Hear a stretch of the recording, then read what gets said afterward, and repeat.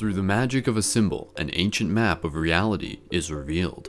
This is Babylon, and you're about to listen to Paradigm Shift Radio episode 108, Decoded Wisdom of the Qabalah, part 2. We are joined once again by our good friend Calum Turnbull. As a continuation of the previous episode, we look closer at the original rune, an ancient symbol created by the universe and received by our consciousness that is a geometrical 2D representation of fourth dimensional concepts. Through studying the original rune, we gain a further understanding of this map of reality that connects concepts such as sacred geometry, numerology, other ancient symbols and understanding throughout various cultures such as Vikings, the four elements, a map of astrology, the chakra system, a further look into what is hidden, a potential portal between realities, and more. Along with this episode, there are corresponding images to go over that Calum has provided, which are available through the links in the show notes for this episode. There is still a lot more to talk about, so be sure to tune in again for future episodes. Share this one with your friends, continue the conscious conversation, acquire further knowledge and understanding about reality, shift your paradigm, and enjoy the show. One love.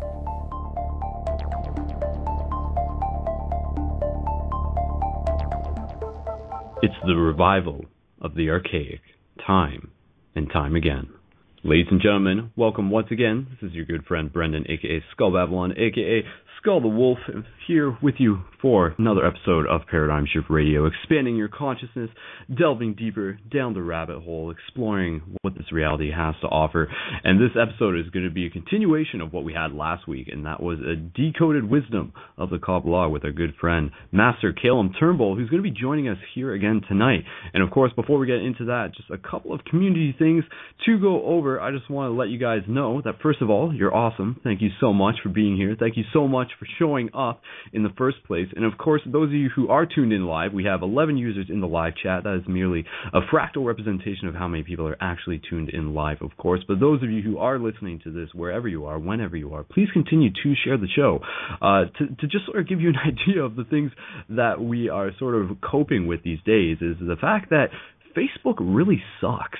Facebook sucks. Facebook is just like, I mean, it's good for some things, but it sucks in the sense that it's literally like sucking away some of the potential that we already have. And what I mean by that, as many of the people out there who organize their own pages and stuff know, is that pages with like thousands of people will post things, and then Facebook will only deliver it to like 1% of those people. So that said, this is a call. This is a call for all of us as a community to get involved, to please continue to share this show. I alone am only a fraction of the reach that we together can branch out to. I know everyone has people who they want to be able to share the show with, and keep in mind that this show is a tool. It's a tool designed for any of us to be able to pass on to other people to say like, hey, you know, like, get excited about learning things.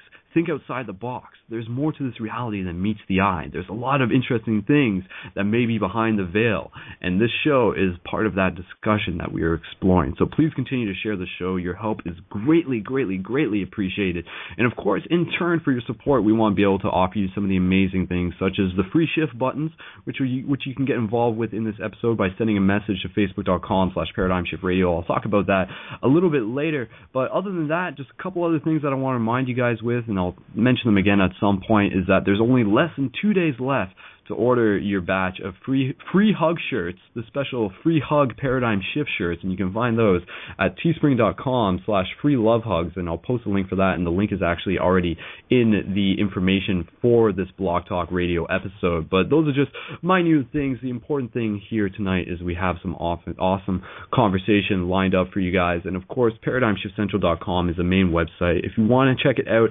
that is where you'll find lots of conscious media, all the past episodes of Paradigm Shift Radio, and more. And as we continue to get going along here, if I can just get an 1111 from somebody in the live chat to confirm that you guys can hear me perfectly fine. I know you can. We're just double checking here, doing a little ping.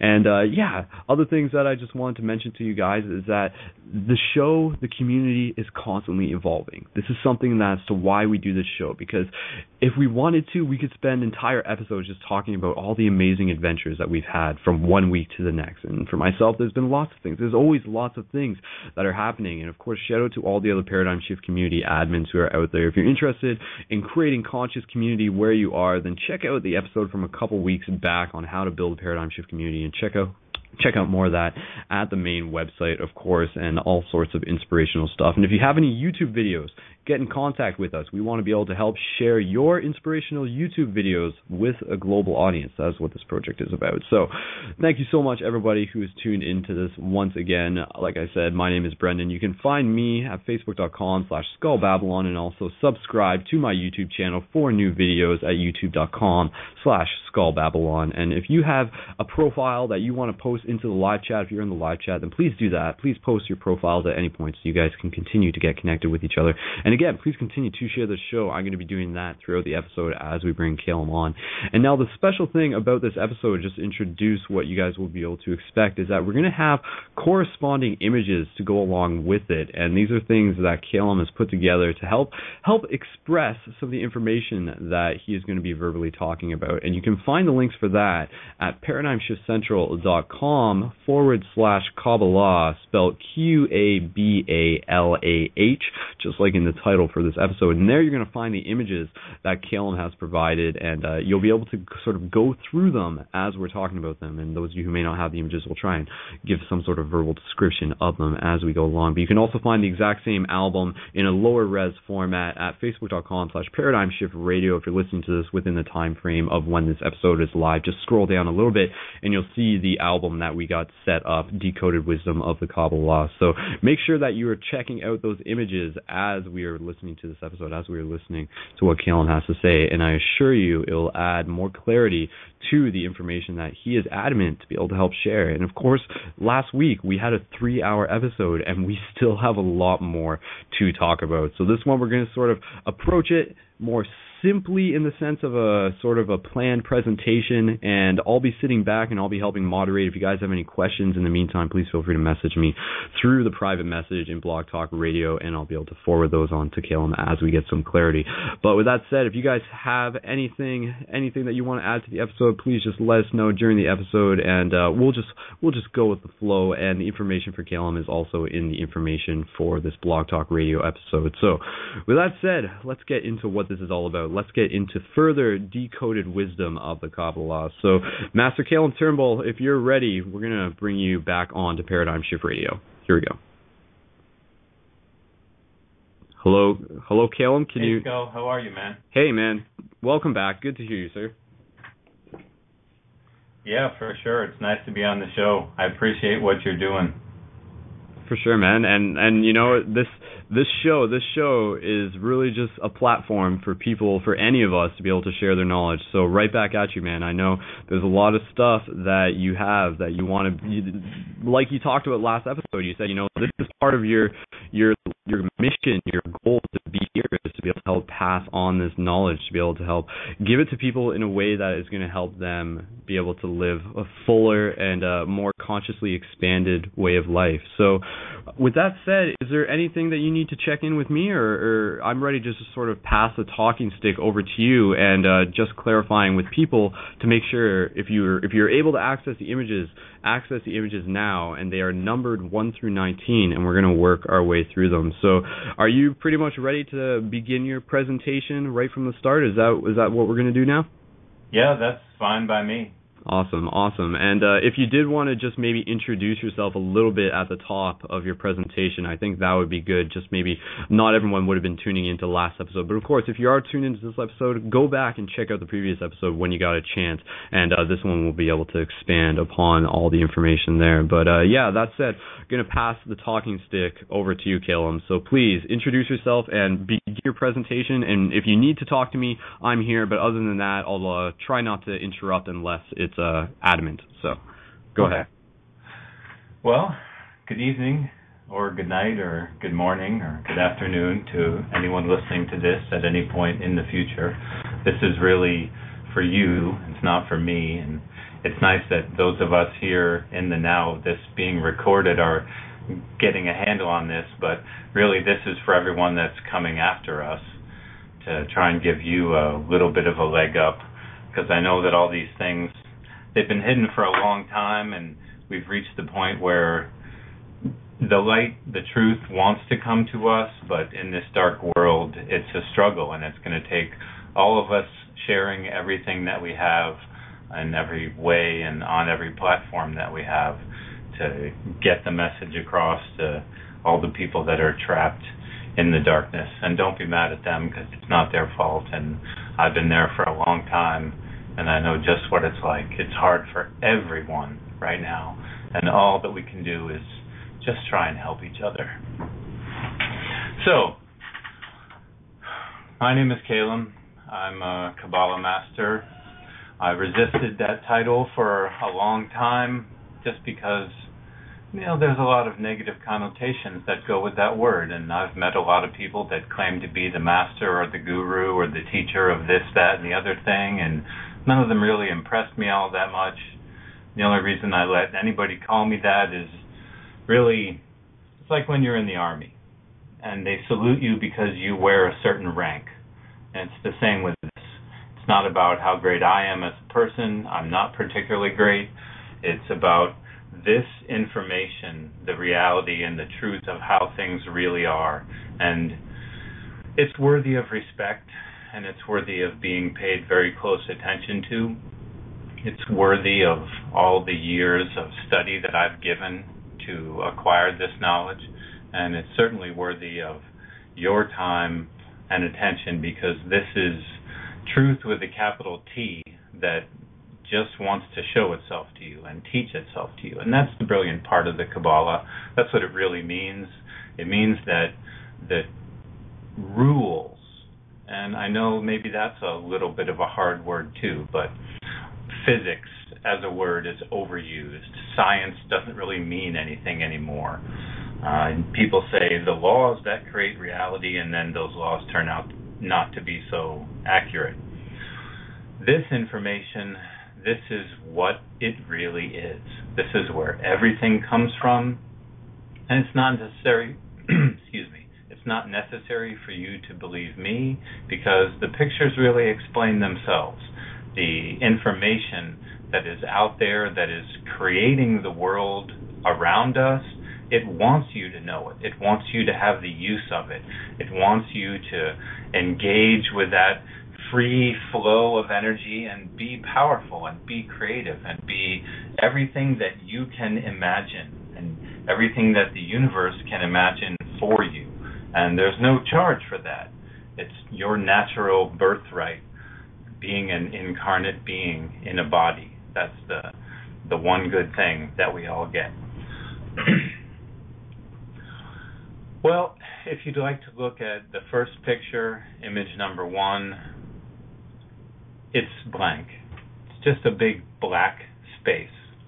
And that might seem to be ridiculous and unnecessary and a waste of a high-res image.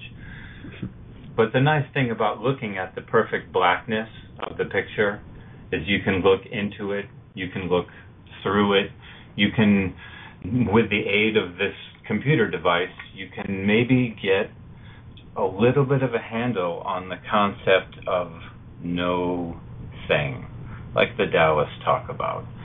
Nothingness, non-existence. It's a whole world of difference from there's nothing in my hand right now, or there's nothing to eat in the fridge. The total concept of non-existence. Above, beyond, before these rules and laws that create us, in the beginning of the creation of all things, there was no thing. An infinite void of all the energy that can ever exist, held in a static form, accomplishing nothing, but full of infinite potential. And that no thing, that totality of all the energy that even the scientists of today will say, well, according to all the math that makes the universe possible, and we know it's true because this is how things work and we can see it right in front of our face, and they're pretty much right about that. According to all that math, somewhere between maybe 4% and maybe 16%, depending on who you ask, of all the total number, 100%, let's say, of all the energy that is required to be present in the system for the system to function. And anywhere from, 84 to 96% of that energy is just not evident. We have invented no machine that can measure that energy. We can't see those frequencies. It can't be counted. It can't be quantified. The smartest of the physicists are certain that it is there. They're the ones that are working in the sort of vast theoretical concept field, like I've been doing since I was a little egghead at school. And then the maybe more obsessed or less directed people, the math guys, they crunch numbers and they can prove to you using terms that no one else can understand. They can prove to you that maybe 1/24th, 1/25th, something around that. I like to say 5 times 5 because that's a sort of magical equation right there. But only a very small amount of the energy that must exist is evident in our existence, and we call that the universe. Everything else, the other 94, 96, 82, whatever percent, that makes up all the other worlds. The worlds that are faster than us, the worlds that are slower than us, the worlds that are higher or outside, the worlds that are lower or inside, the worlds that are parallel, just a little bit out of phase with us to the left or to the right.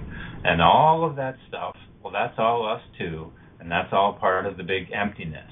And that's why the first picture is the big emptiness, because we got to remember that no matter what limit of miraculous understanding we achieve regarding the here and now, that is mathematically inconsequential to the total understanding of the big emptiness. So as much as we can possibly know, we still don't know anything, really, and thanks to all the great sages of ancient times who wrote that lesson down so that I could finally learn it. Well, the next picture, image number 2, the 4 forces in a geometric form. The first picture, and you'll notice as we go through all these groups of 4 that they're always laid out in the same pattern. The pattern that you would use when you're doing the pentagram of power meditation. Water is up on the upper left as you're looking at it. Fire is on the lower right. Air is on the upper right above the fire. And earth is on the lower left below the water. And the water sits on the earth and the air comes from the fire.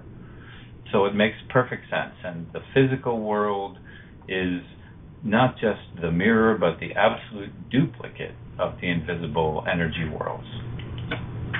So the first image of 4 in the upper left-hand corner symbolizes the force of, the magical element of water, otherwise known as the strong nuclear force. It's a blue cube, the outline of a blue cube, because that is the first force that comes into being, the force that binds things together. And within it, it contains the pattern of all the other forces, even those that act in direct opposition to it. So in the middle of the big blue infinite potential that is the strong nuclear force, bang, the fire appears. The tiny little spark of infinite desire and opposition that is the dynamism of fire, the opposition of water. And there's yin and yang. Just as every ancient person said, just as the Greek sages said 1,800 years ago, if I remember right, talking about the flux underlies everything. And sure enough, it does, and it ebbs and flows in all directions. So the fire appears as a little cube inside the big cube. And that's yin and yang, and that's the Lord and the lady, and God and the goddess, and the strong and the weak force. And pretty much everything is built on this. If you go back and read Edward Leeds-Gallman's, that's the guy that built Coral Castle here in Florida. If you go back and read Leeds-Gallman's little pamphlet, he is in exact agreement with Tesla. And both of these men were celibate, monastics, dedicated to higher knowledge, and they both came over here from weird little European villages somewhere. They were both born wonderful, miraculous people, and they both got really hammered by the world and died alone and with nothing. But they both said the exact same thing. They're in different writings. I very much doubt either of them had ever heard of each other, because Lead Skalman is talking about the Egyptian pyramids, and he does not make any mention of Tesla when they were near contemporaries. So they both say that, well, there's two opposing forces that rules all creation, and that's the water and the fire, or the plus and negative, or the up and down magnets, is what Edward Lead Skalman said. That's the 60-year-old man who was able to build some kind of weird machine that looks like a carousel with a pyramid on top of it and a couple wires, and this guy moved 60, 70, 100-ton blocks of coral single-handedly, working at night using his own words, anti-gravity levitation machine. Man, built on. I was just going to say that's a whole episode in itself about Coral Castle, but I was just going to encourage people to run a YouTube search on Coral Castle, Coral, and to check that out. And sorry, just not trying to interrupt Calum, but just trying to add some visual understanding for the people listening. When you were talking about the blue cube, people can also think of that as like it's a 3D version, a 3D representation of a cube, which is also from a flat surface, looks like a hexagram, which could also be associated with like the common Merkaba star tetrahedron shape that many of us are familiar with and recognize as a potent image. And this is actually, if you think about it that way, this actually explains why the Merkaba is so relevant within all this, whether you're calling it the Merkaba, star tetrahedron, or a cube in this case. It's still the same thing. Am I correct in saying this? Yes, that's absolutely correct, and that's a key part of where we're going, not only with this presentation, but within the whole knowledge system. It's all built upon the cubes and the points and lines that make the surfaces and edges of the cube, and the relation of one cube within another cube, within another cube, within another cube, and the star tetrahedron, the Solomon star, the Merkaba, all of these things, and you'll see in successive images that we go through, they're all based on primitive people not being able to draw a platonic solid. It's real hard to draw a two-dimensional picture of, it's a six-sided die. That's what your cube is. And there's a reason that the number 1 spot is opposite the number 6 spot. Number 4 spot is opposite the number 3 spot, and the number 2 spot is opposite the number 5 spot. And we'll discover that in the illustrations as we go through them. You look at that cube, which is your six-sided die. You're playing Dungeons and Dragons, and you're looking at your little six-sided die and figuring, oh, I've got 18.7% chance that I'm going to roll a 1 or a 6 or whatever it is you need to make your hit or defend, whatever. And what you're really doing is you're toying with this little model of three-dimensional reality.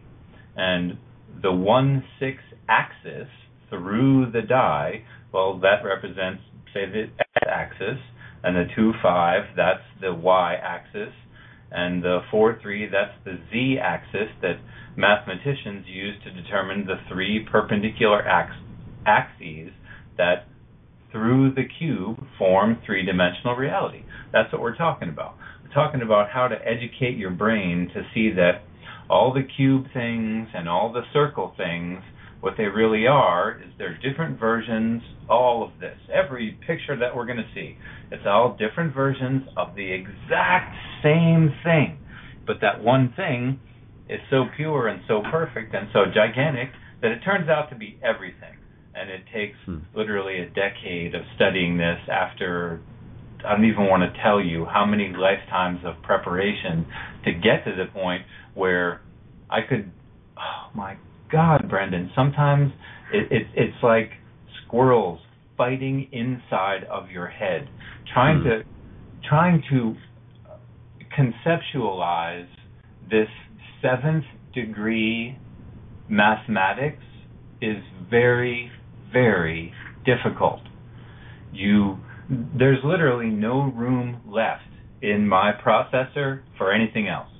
I can't think about anything else. I don't have the storage capacity to waste on the things that the world tells you are important.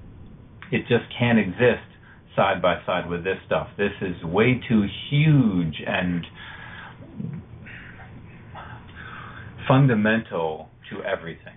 Mm-hmm. So I really do hope that people can see the pictures, because I'm going to be explaining going on the basis that we can see the pictures. Yeah.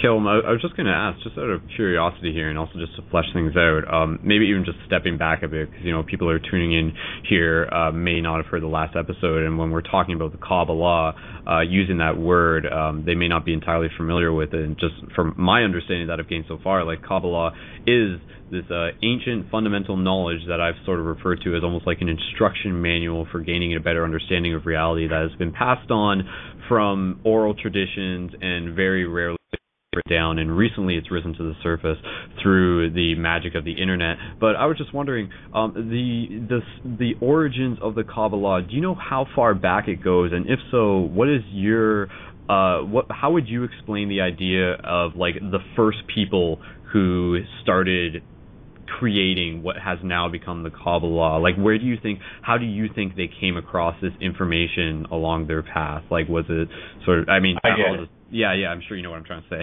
because that's sort of the mystery. Like, what came first, the chicken or the egg? It kind of reminds me of that. But again, like, for me, it's just the knowledge is already within us. But yeah, I'd like to hear your explanation and just giving more clarity as to what the Qabalah is, and then continuing, please. Well, okay.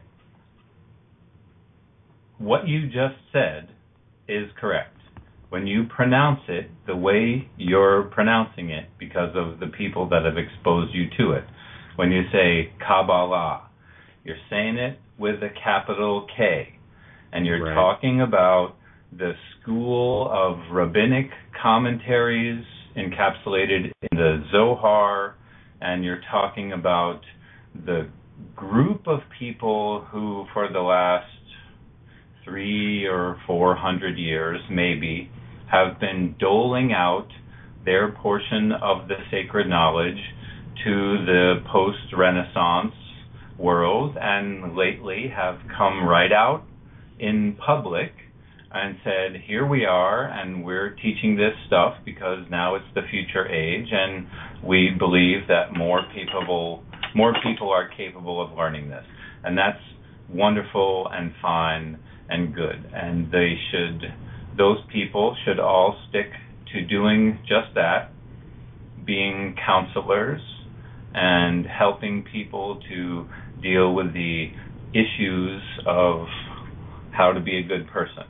Those people, none of them, they're just not qualified to be talking about this subject matter, and in my opinion, they shouldn't. And that goes for pretty much every person that has written a book, copied from some other book, copied from some other book. Honestly, what you see on the internet is 90% irrelevant. What you find in all the magic books that you're going to be allowed to purchase at Barnes & Noble is misleading and deceptive and has built-in errors on purpose. The Qabalah, with the capital Q, which is what I'm dealing with, is not a tradition. It's not an oral tradition. It's not the property of a particular race of people or a religious group. It is not really anything that you can put a name on. The closest I've ever been able to come to is that Qabalah, with the Q, is a system of organizing your brain to enable you to receive, call it psychic impulses, telepathic communication, channel divine entities, to be able to intuitively grasp the underlying fundamental concepts that create reality as we know it through the process of the gigantic machine. The clockwork universe theory from, 100 years ago or whatever, it's absolutely correct. That's what it is. It's a big, infinite machine that is designed to generate this reality and the parallel versions of this reality and the higher and slower versions of reality in which uncountable, I don't even know the number. I mean, what's a billion times a billion? What's a quadrillion times 57? Who knows? An inconceivable amount of separate individuals with perfectly normal, for them, fulfilling, we hope, lives where they experience some sort of sensory interaction with the other beings on their plane of reality. And some of them, many of them, uncountable zillions, are inside of you, and you are inside of uncountable zillions more, because everything, the faster worlds, the slower worlds, the parallel worlds, all of it collapses into that little tiny speck of space. What do the physics guys say? In the first Planck second, the universe moved from nothing to a diameter of 1 Planck unit. And that's, Planck is the name of a famous physicist from a while back, one of the pioneers of the whole thing.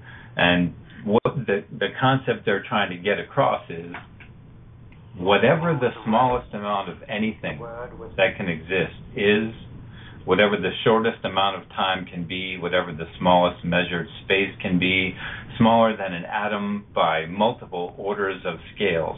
The tiniest little instantaneous bit of whatever the heck it was at the beginning of this giant everything, well, that was equal to this giant everything. It was just super compressed.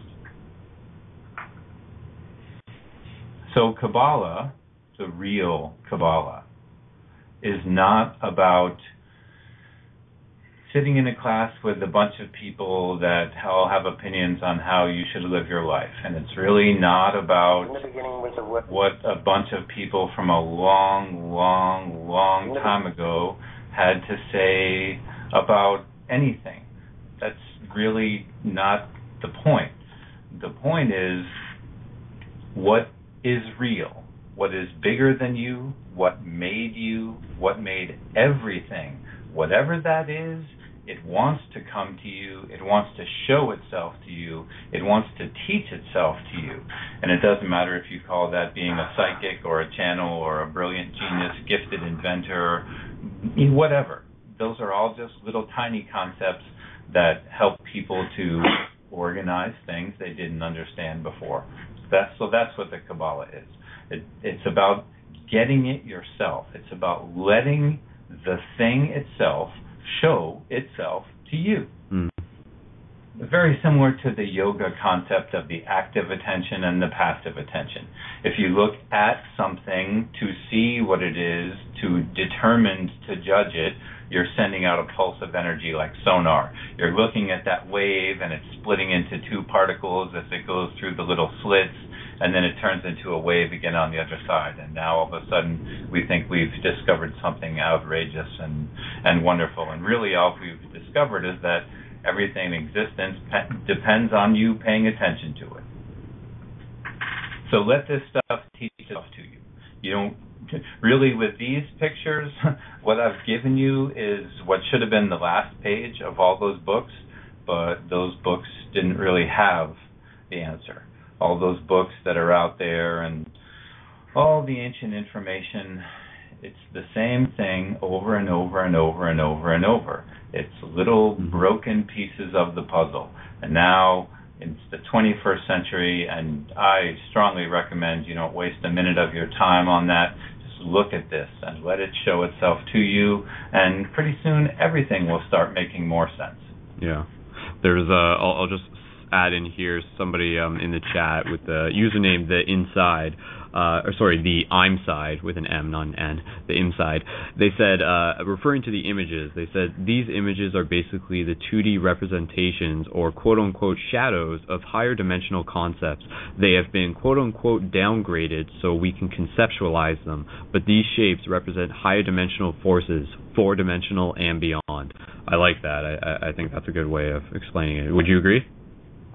I'm pretty sure that's what I just said. Well, exactly. So, bonus points to them because they're listening. So yeah, and good for that dude. Yeah. Think of it this way, man. When you're looking at that die, right? You're looking at the cube, and yes, this is a 3-dimensional looking 2-dimensional representation of a 7-dimensional object. Think about that for a second. It's not just the 3 sides of the cube. Getting bigger, which you might think of as just one dimension, right? Outside or inside. Well, the cube has got 4 corners, and it gets bigger on 4 axes.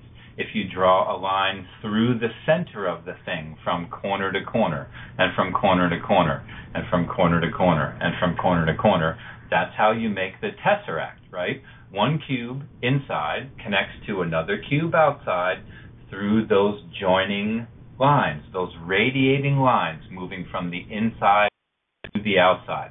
And that's the secret of the whole tesseract thing. That's the secret of nth dimensional travel. That's how we build our engines back in Happy Spaceship Land. The whole thing is built on that. Subspace is the little red cube inside of the green cube.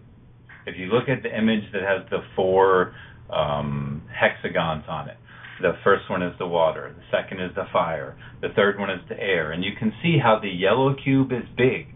The air comes from the fire. The electromagnetic force comes from the weak nuclear force, and that's what is blowing up the universe and making everything get huge and gigantic. That's even what makes everything get huge and gigantic right here in the physical world. It's pushing out real hard. But then the water compensates, like it says in the Bible. The water above and the water below the firmament being the atmosphere. The water above, that's the void of space. The water below, that's the water on earth. But it's also the strong nuclear force is the spirit world surrounding us all, and your emotional power flowing through your body, that's the echo of that here in the physical world. And that echo of what, that shadow of what we believe things to be is what creates the physical world as it actually is. And our friend made a really good point, because if you could see the light that is the water, if you could see that big space that you can occupy that just has the potential of all the other forces in it, then things would be very different for you.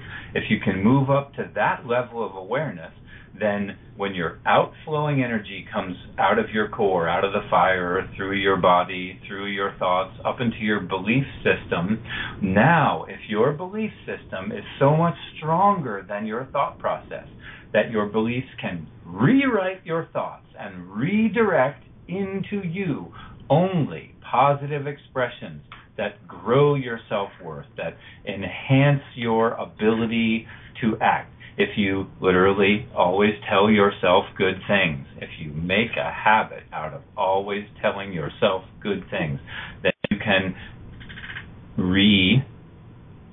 redirect the way you inform yourself of what you really are. So the earth, the shadow of the water, is this physical place that we live in. So the reason that the red cube is inside the green cube is because that's because A, that's how it really is, and B, that's how it has to be in order for this system to work. Because this cube and a cube and the dots and the lines and all of this comes from an order of reality so infinitely higher than us that we can only comprehend it by looking at these pictures. All right, so speaking of pictures, are we still on number 2? out of I the was 19. looking at number 2. We Yes. can go to number 3. Exactly. Yeah. So for everyone listening, check out number 2 if you've just been scrolling up and down and again just seeing all that. And again, like each one of the colors simply represents the elements. So it's very easy to be able to correspond what is trying to be depicted here. And it's interesting how our brains can sort of piece this together. But okay, so we only got an hour left in the show, just letting you know, Calum. So do you think can we get through all this in 1 hour? Is that well, we'll get as far. We won't get onto the study guide. The pictures at the end were just extras for people to meditate with, and we'll never get through the study guides. That's hours of its own material, but people will have them to look at them. But we can go through all these pretty colored images that I made this week, which are all saying the same thing, and so each set will take less and less talking, hopefully. Like if you look at image number 3, it's a bunch of circles. It's exactly the same as image number 2, and the only reason I really put this in is because A, it's a model of your aura, B, it's a model of the Earth, C, this should really put an end to the jibber-jabber amongst physicists that say, oh no, this whole cube thing is not really how it works, and it's actually all infinite bubbles within infinite bubbles, and that's what the Vesica Piscis is, and blah, blah.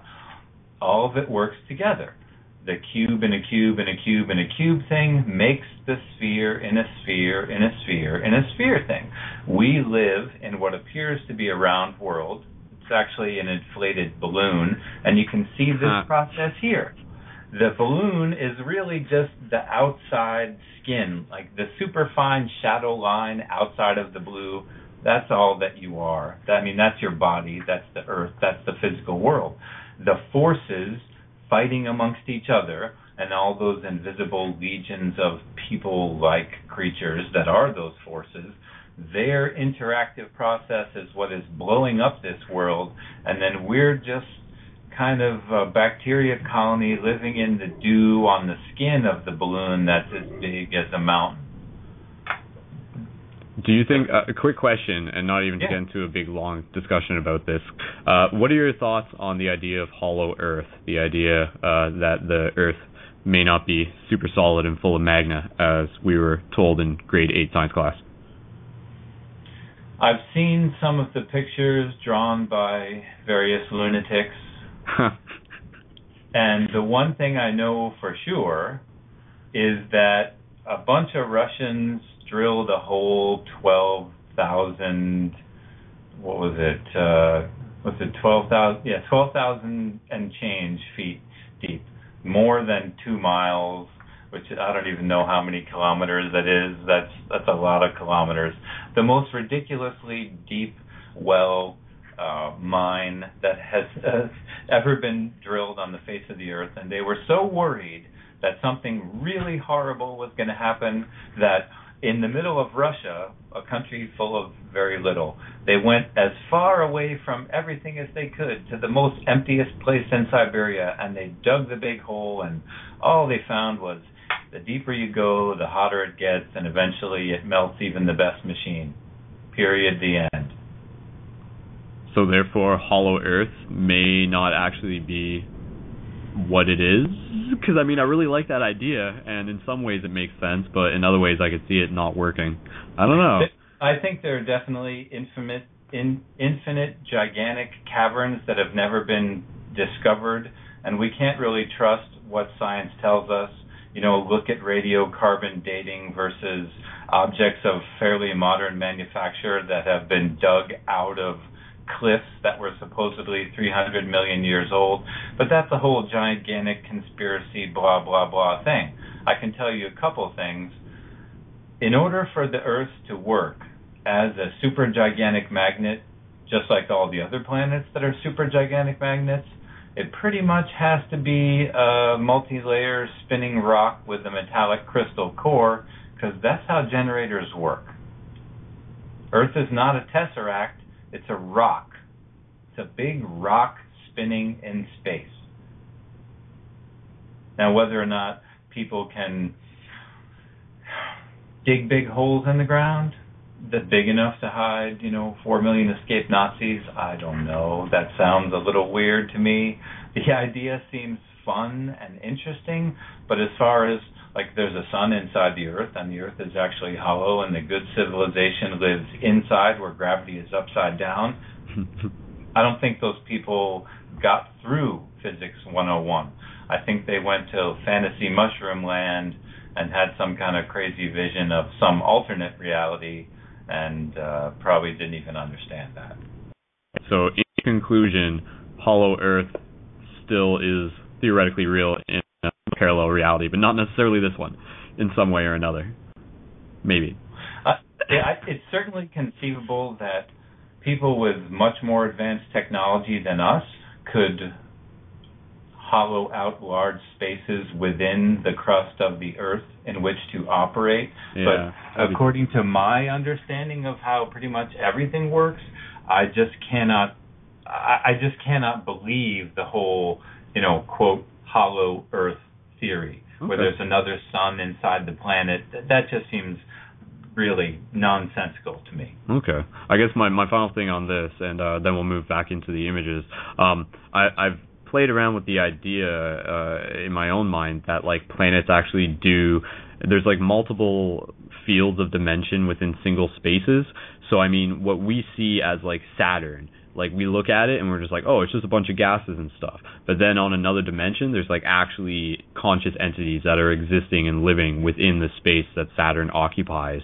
So I mean, like our perception of what Saturn isn't like the absolute perception of what that space has the potential to like hold within the fields of parallel quantum realities of some sort. If you get what I'm saying. That's absolutely correct. Okay. Planet Saturn, while here in our universe, the boring physical universe, planet Saturn is a big magnet spinning out there in space that makes crazy stuff happen to us whether we like it or not. But that's not all planet Saturn is, just like you're not only your physical body that's sitting in a chair and looking at a computer screen and hosting a radio show. Planet Saturn lives on all the dimensions below us and all the dimensions above that. And planet Saturn has got a spirit, a great intellect, an emotional core. It's a living being that exists throughout multiple layers of, quote, time and space. All these dimensions up and down. Once you get up high enough, planet Saturn, if you could go to a high enough dimension, you would find that planet Saturn is a person. Fascinating. Yeah, like it has a personality to it. There's no, he's a person. A person. It's a person. It's a mean old man that says, that's the way it's going to be, and it's time to go to bed. Like your grumpy grandpa. But you got to go, 47 layers of reality above here to get to the place where all the planets are people. Mercury is a little wise ass that you can't trust, and Venus is this wonderful, voluptuous woman that everybody wants, and it goes on and on. This is the reality behind the mythology. Now the question of the mythology is, did a bunch of space aliens come down here and tell us, hey, I'm Jupiter? Or was it somebody spaced out on, volcanic vent gases that almost died, and as they were losing 4 billion brain cells, they got a download from planet Saturn that gave them this sort of life-changing sensation, this huge concept that they invented a whole religion around. Right. Gotcha. All right. Okay. I think we'll, unless there's anything to add, I think we'll sort of loop our way back into getting through these images, and we're still on number 3. And just one thing I will just say as we get back into this, those of you who may not have heard last week, we did go into an extended episode that went to 3 hours, and just to give you an understanding, and Calum, you can mention a bit about this, or at least just weave it through, but continue to move along with what we're talking about.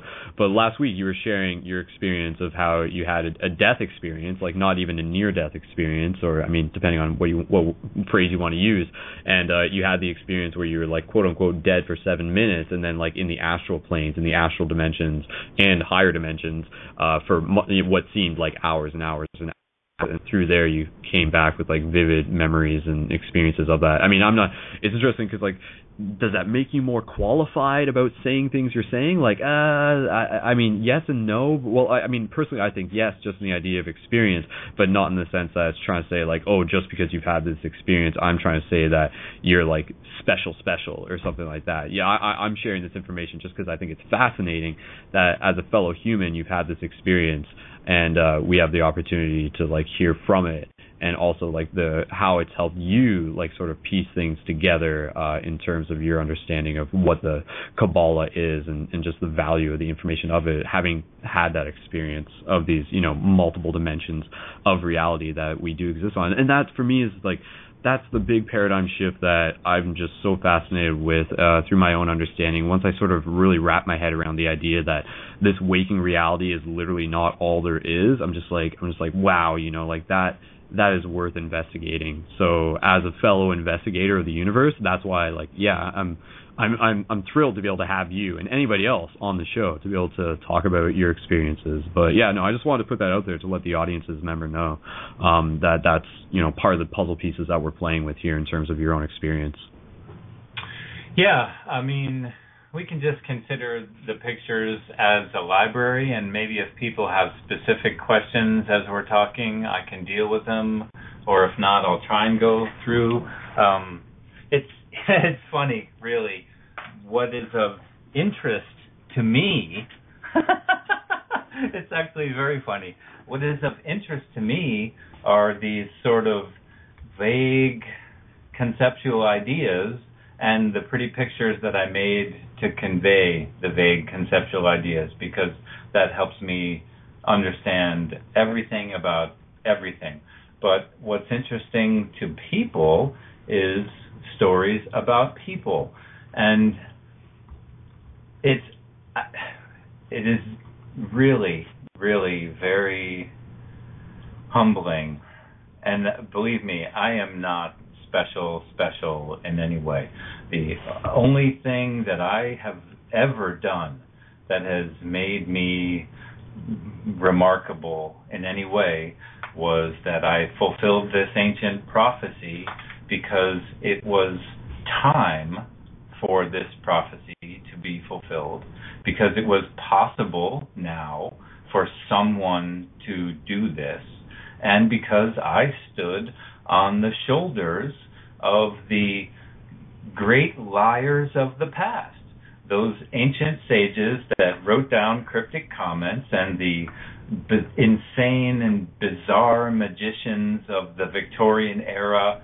I studied all of their work, and I got caught in all of their traps, and I was able to basically Viking up and just take the beating and never ever give up, and I slogged my way through to the end. Go me. So that's the whole thing. And as far as when I died, I had already seen all of this. I had already drawn so many pictures. I had already been visited by gods and demons and ascended masters, and I had already lived through half a dozen different catastrophic accidents where I just shouldn't have lived. It was impossible for anyone to survive, and I did, to the point where I started to think I was really immune to dying, and I probably exhibited that behavior when I was riding my Harley motorcycle. So maybe I had that coming. It's hard to say. Mm-hmm. I do know that the only reason I didn't die during those previous episodes is because I was able to draw to me the energy of my closest alternate reality duplicates. And during that 5-second period, when that tractor trailer rolled down the side of the cliff through the boreal forest and was completely torn to shreds, I felt myself bouncing along in this egg of golden light, this impenetrable golden shell. And I was just boing, ba-boing, boom, boom, boom, boom, bouncing along, not really feeling anything. And when I walked up the hill, the guys that had seen that wreck said to me, "Hey, did you see that wreck? That guy must have died." And I found that quite funny because I wasn't dead at all. I was standing there right next to him. Mm-hmm. Yeah. So when I did actually get killed. Hold on. I was just going to say, do we have, keeping mindful of the time, can we just loop this back in to the pictures? But I mean, again, I'm super interested in this. This is like fitting in with ideas that I've sort of grabbed out of the air here and there as well, like the idea of merging into multiple realities moments before we die. Yeah, that I've had that before, and yeah, but sorry. I have to apologize if people consider what I'm doing as interrupting. More so, just trying to flesh out the conversation. But yeah, I'll pass it back to you, and we'll bring this back to the images in a minute. But this is interesting. 1111 in the live chat. If you guys are as fascinated by this as I am, so go ahead, Calum. Okay. Well, okay. Picture number 3 was the circles, the spheres inside the spheres, and I really put that up there just to show you there's a physical, like the not so hollow Earth, dude. Seriously, there's a physical fire in the center of the Earth, and then you got the physical Earth, and on the outside of the Earth there's an atmosphere, that's the air, and on the outside of that, well, there's a magnetic field that holds everything in that we only just recently learned how to see, that keeps the atmosphere in and keeps the solar radiation and so forth, the background cosmic radiation, from cooking us. You look inside a person, it's the same thing. You're respiring. You're burning. Everything you ingest gets burned in the fire of your body and reduced to its most base form, these little free chemicals that you live off of. You literally need that to live, and your body is the earth. And your body's breathing the air, which is right outside of it, and everything is made of water. It's the common model of how everything works. So if you look at the next picture of the cubes, you see the first cube?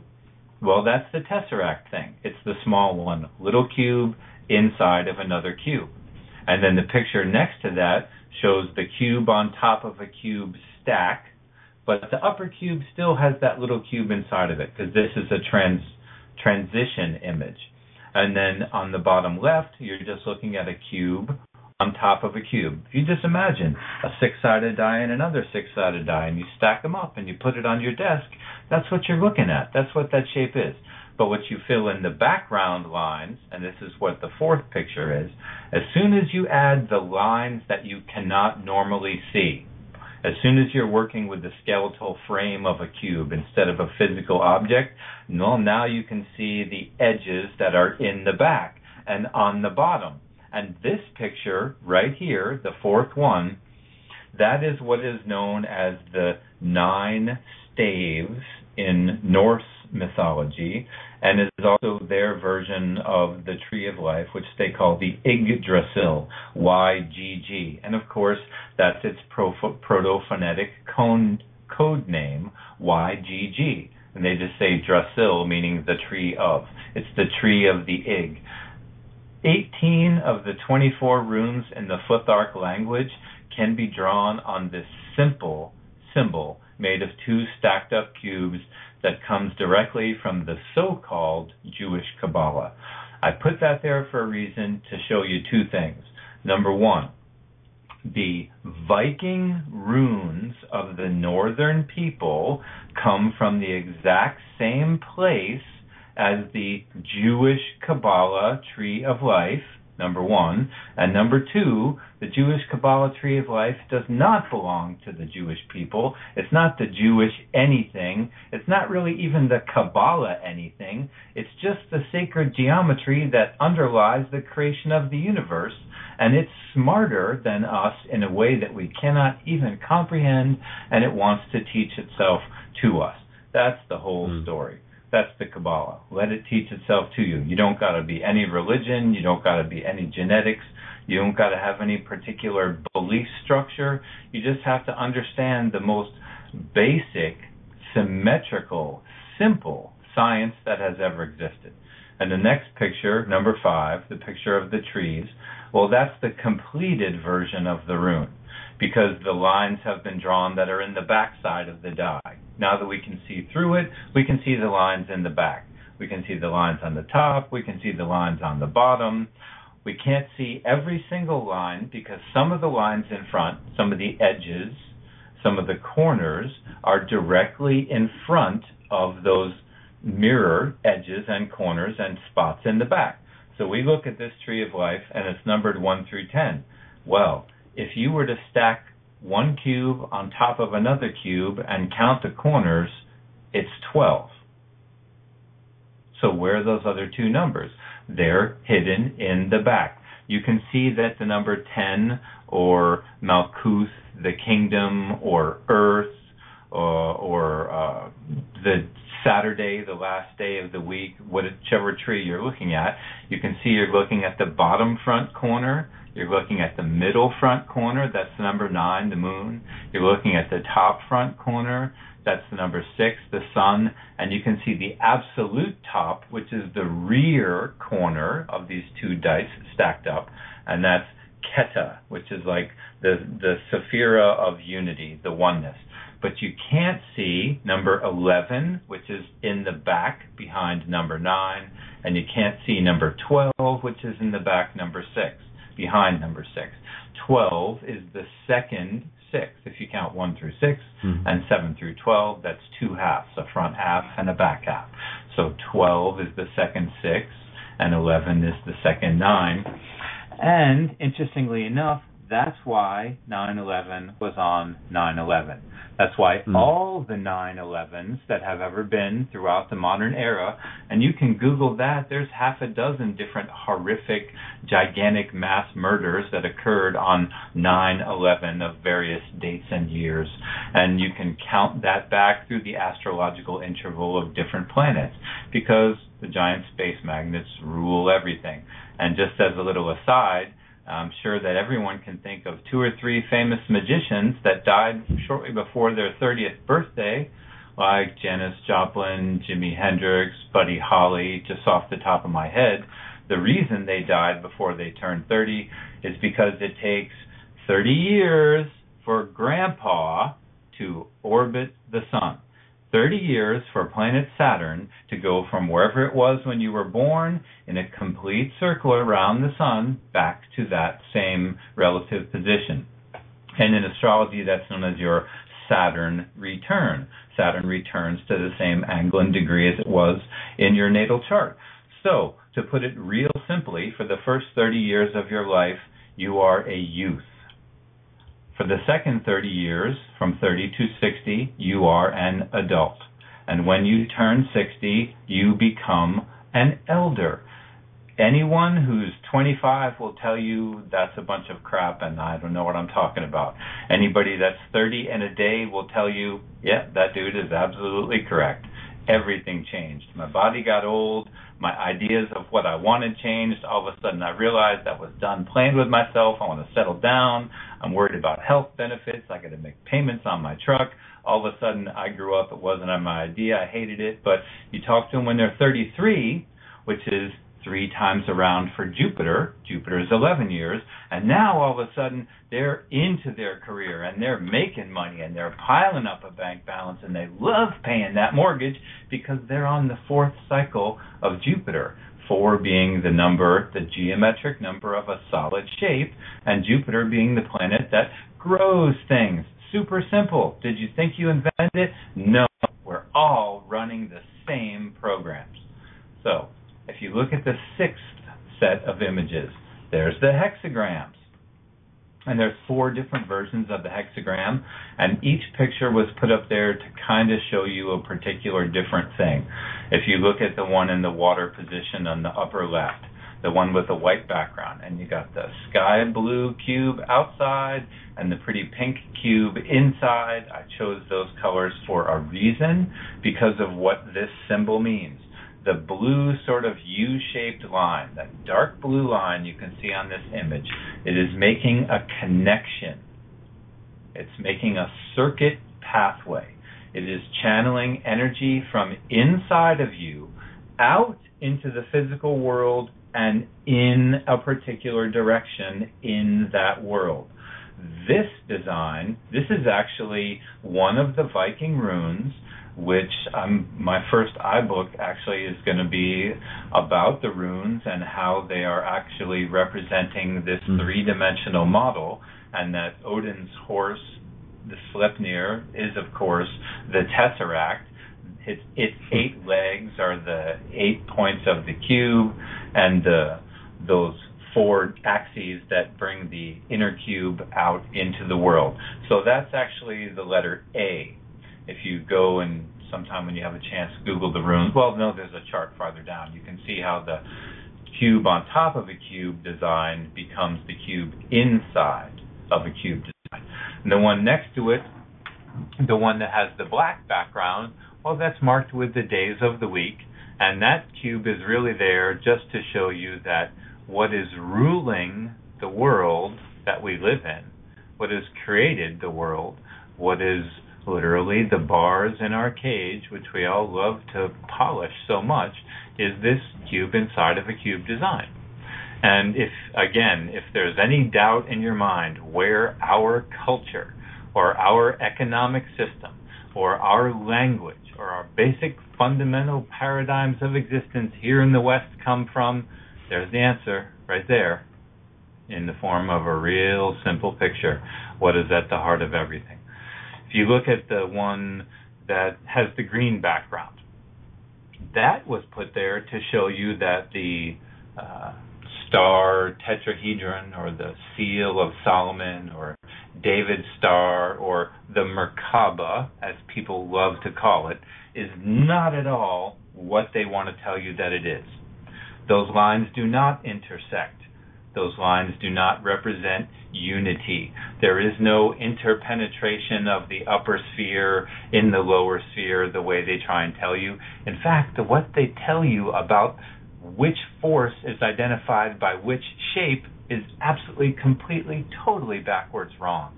And I don't know if it's because we live in the mirror universe where everyone sees everything backwards, or because they're just straight lying.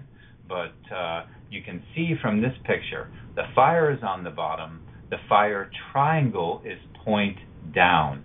And the connection that's being shown here is the corner of the cube. You bisect the cube laterally, and the half of the cube that's pointed at you, that's the fire half. If you look at the sort of blue-purple lines that unite the other 3 points of the cube, it becomes pretty obvious that what they're showing is the back half of the cube cut in half, including the magical spot that you can't see, the 8th point, which is, of course, hidden behind the 7th point. And if you look at the one with the orange background, that it's hard to really...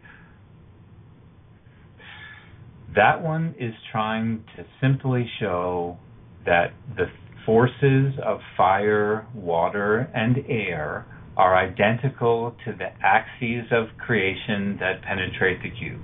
Like we were talking about earlier, 3-dimensional space, XYZ axis, water, fire, and air axis. It's the same thing. The inner cube is centered in the outer cube, and there's 2 more cubes outside of that. And so a ray that pierces the center of the outer cube pierces the center of the inner cube, and ultimately pierces the absolute center, which is the core, that invisible or still point that the yogis talk about, that's at the center of all things, that you never could see in any of the Qabalah pictures that anyone ever put up. In the whole tree of life with the dangling pendulum thing, you can't find your way to that center point. The tree is asymmetrical, so the center is not there. It's only by correcting your tree, by lifting yourself free from the earth, by drawing down the power of the spirit world, that you can actually find your center. Just as it was only by actually dying and getting out of my body and flying through all these places I had seen in visions, but I was conscious and aware and alive, and I knew it was me. I wasn't having a vision. I was really there.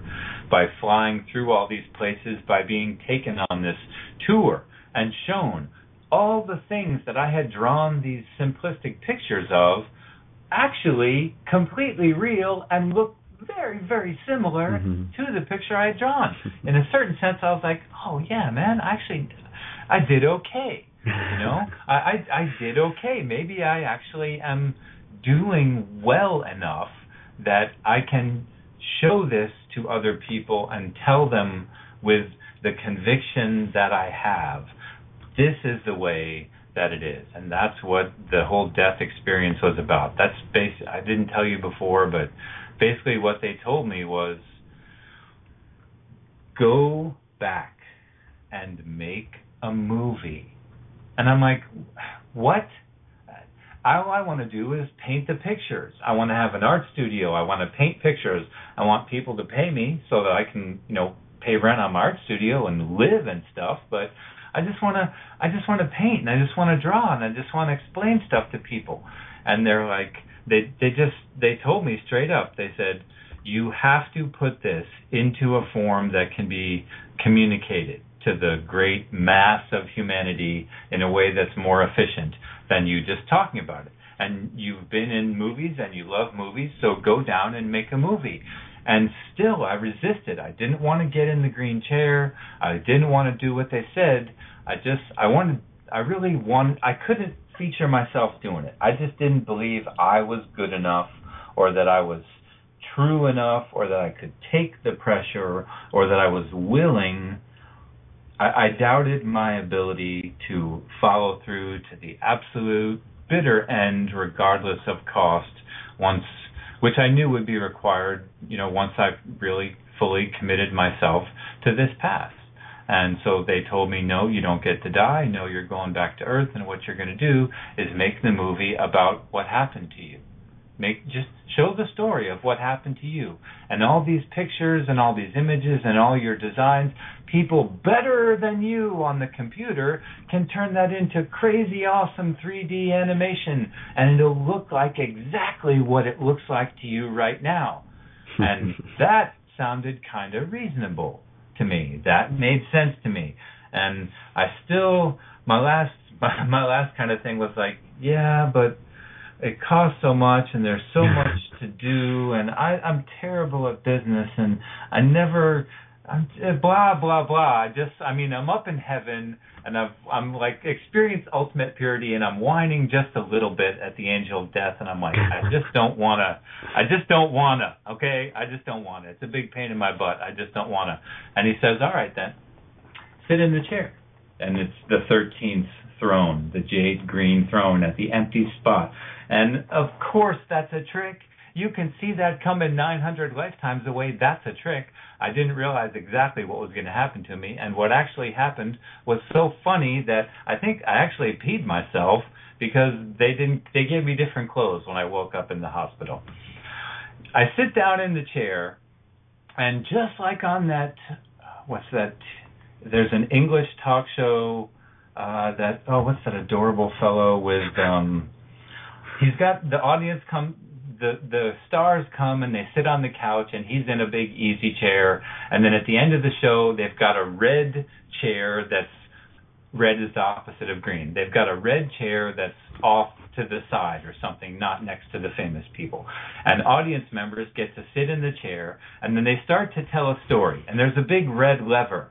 And if your story sucks, the host or any of the guests can pull this lever, and then the chair just tea-kettles over backwards and dumps the poor person out to the laughter of everyone in the studio audience. And son of a bitch, if that's not exactly what happened to me when I sat in the green throne. Because my heart was heavier than a feather, apparently, it just threw me ass over tea kettle backwards out of it, and I went screaming back down to earth. And it's been a year and a half, and I've created a bunch of really interesting stuff, and I talk to every person that I can, but it's only just recently that, through my contact with you and a bunch of other things just kind of happening out of the blue at the same time, that I'm starting to think that maybe I can actually do what they told me to do and fulfill my grandiose life purpose. Hooray for me. So, picture number 7, the wheels. This is pretty cool. These are, one is a painting and the others are pencil sketches, and one is actually really, really old. The one that looks like it's on a gray background, that's actually just old paper. That is, as you can see, it is identical to the picture next to it. The painting, which that's a huge, it's like 4-foot painting on a wonderful piece of red oak plywood. It's a positive, negative relief. I used a pyrograph to scribe into the wood and then paint it, and then used modeling gel to make the little bumps. If you look at a super close-up picture of that, you'll see that that's the 72 names of the angels of the sun on the outer ring, and the 28 names of the angels of the moon on the inner ring. And then you have the earth with the 4 elements that make up the earth. But I use the attributions of Native American religion because I was trained in shamanism, and I just have that blood in me, so it just feels real comfortable.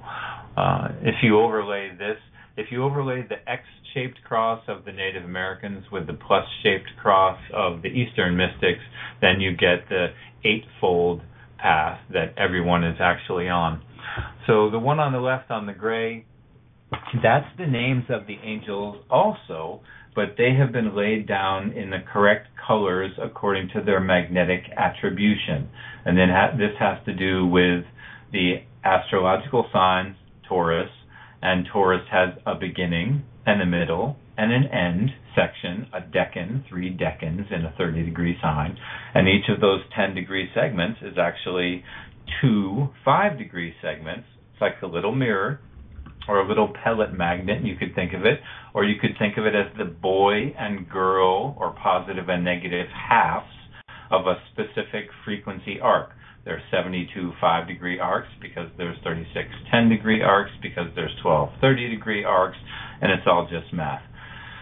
The inner wheel on that one that's blue and black, well, the reason it's blue and black is because it's the angels of the moon. Blue and black are the colors of the water, and the reason it's drawn as it is instead of in the sort of blurring, dizzying, alternating colors is that the alternating colors represent alternating current electricity. Hello, everything works on the exact same path and pattern.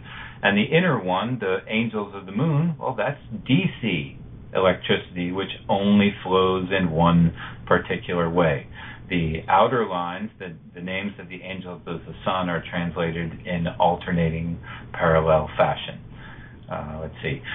The one on the lower left, the simple circle with the little dots, that's the 9-pointed star, but what it's trying to show you is the altering solfeggio frequencies. There are 9 sacred geometric frequencies that vibrate your chakras and can be used to control human behavior. Each of them is built on this. You have the pattern 1, 2, 3, 4, 5, 6, 7, 8, 9, and the different ways that you can add up those numbers. They were discovered by a mathematician and musician, I'm sorry, I forget his first name, named solfeggio. So they're called the solfeggio frequencies. And that's a really big deal because that's a proof that everything is built on 9 and not 7. Big deal.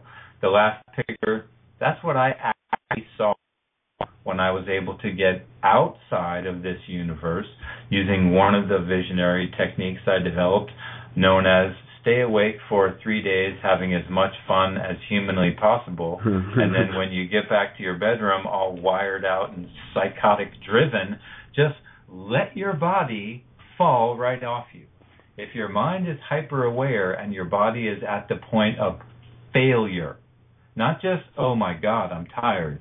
When you are running on nothing but will to get yourself home, riding that last mile on the bicycle because you've been surfing and swimming and just dancing and being with your girlfriend or whatever your thing is, completely wind yourself out to where you're walking on stumps, barely make it back to your bed.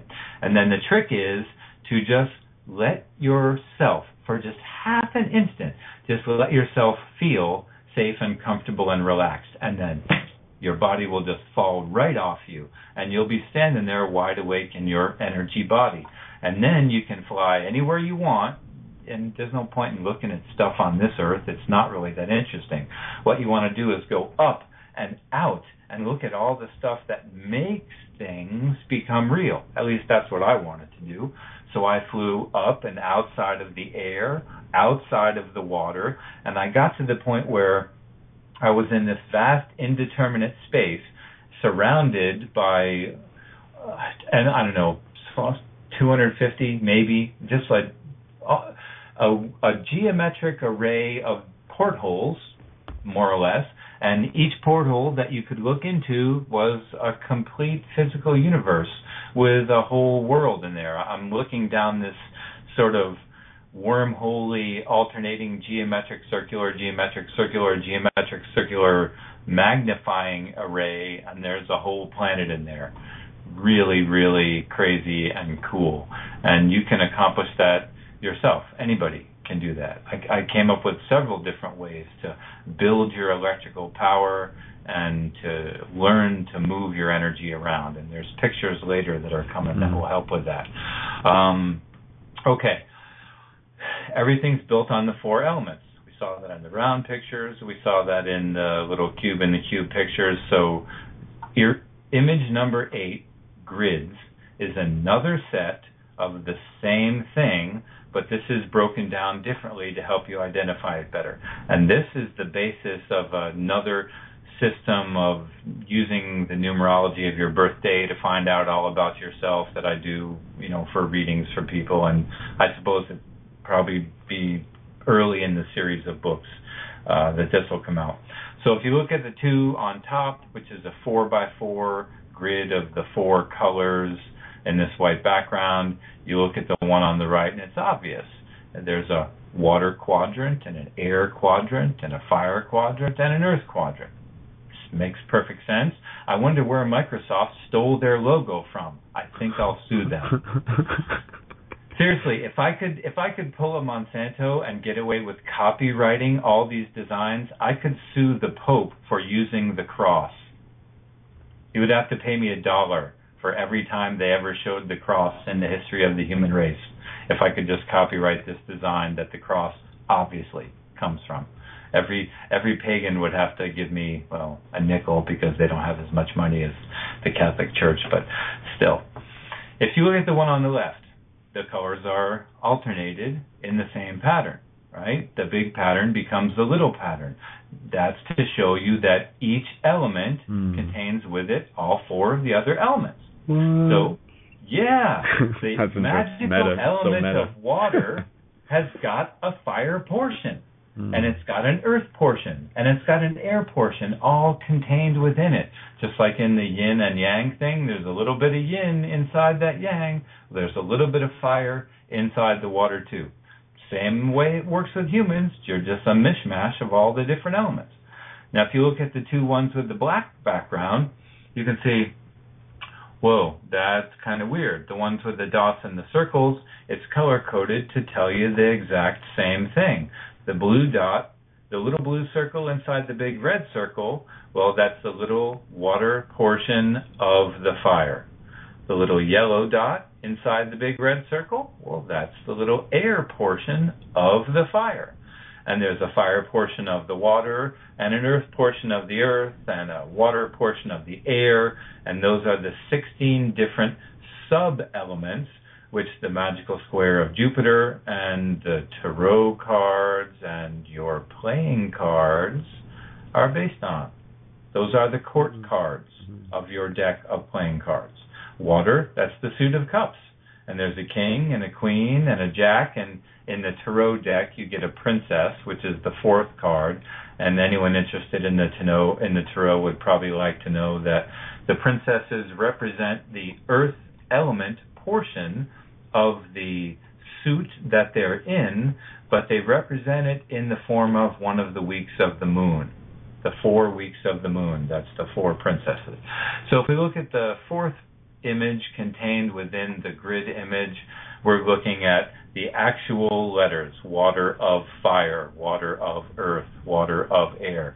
That grid right there will explain the whole thing in a way that maybe is a little more simple to people that, go to school and read a lot of books and they like the written word rather than hearing someone talk. But it's still the same concept in the picture. Okay. All right. So just touching base, we got about 18 minutes. left in the show, and we got a few more to get into. And coming up, you got the image with the runes. I'm really, really fascinated by that. Yeah, thank you so much, Calum. Like this, even for myself, and I know a lot of people, especially if you're looking at the images. And again, if you're trying to find the images, they're in the link for the Blog Talk Radio show. I put a link just underneath Calum's profile to paradigmshipcentral.com/Qabalah with a Q. And it's really fascinating because now I'm looking at the grid pattern, and I was asking you this before. Do we have a name for the pattern that is the pattern in number 5, or like the bottom right corner of number 4, where it's just the 2 cubes on top of each other, but with all the lines connecting? Is there a name for that pattern that we have?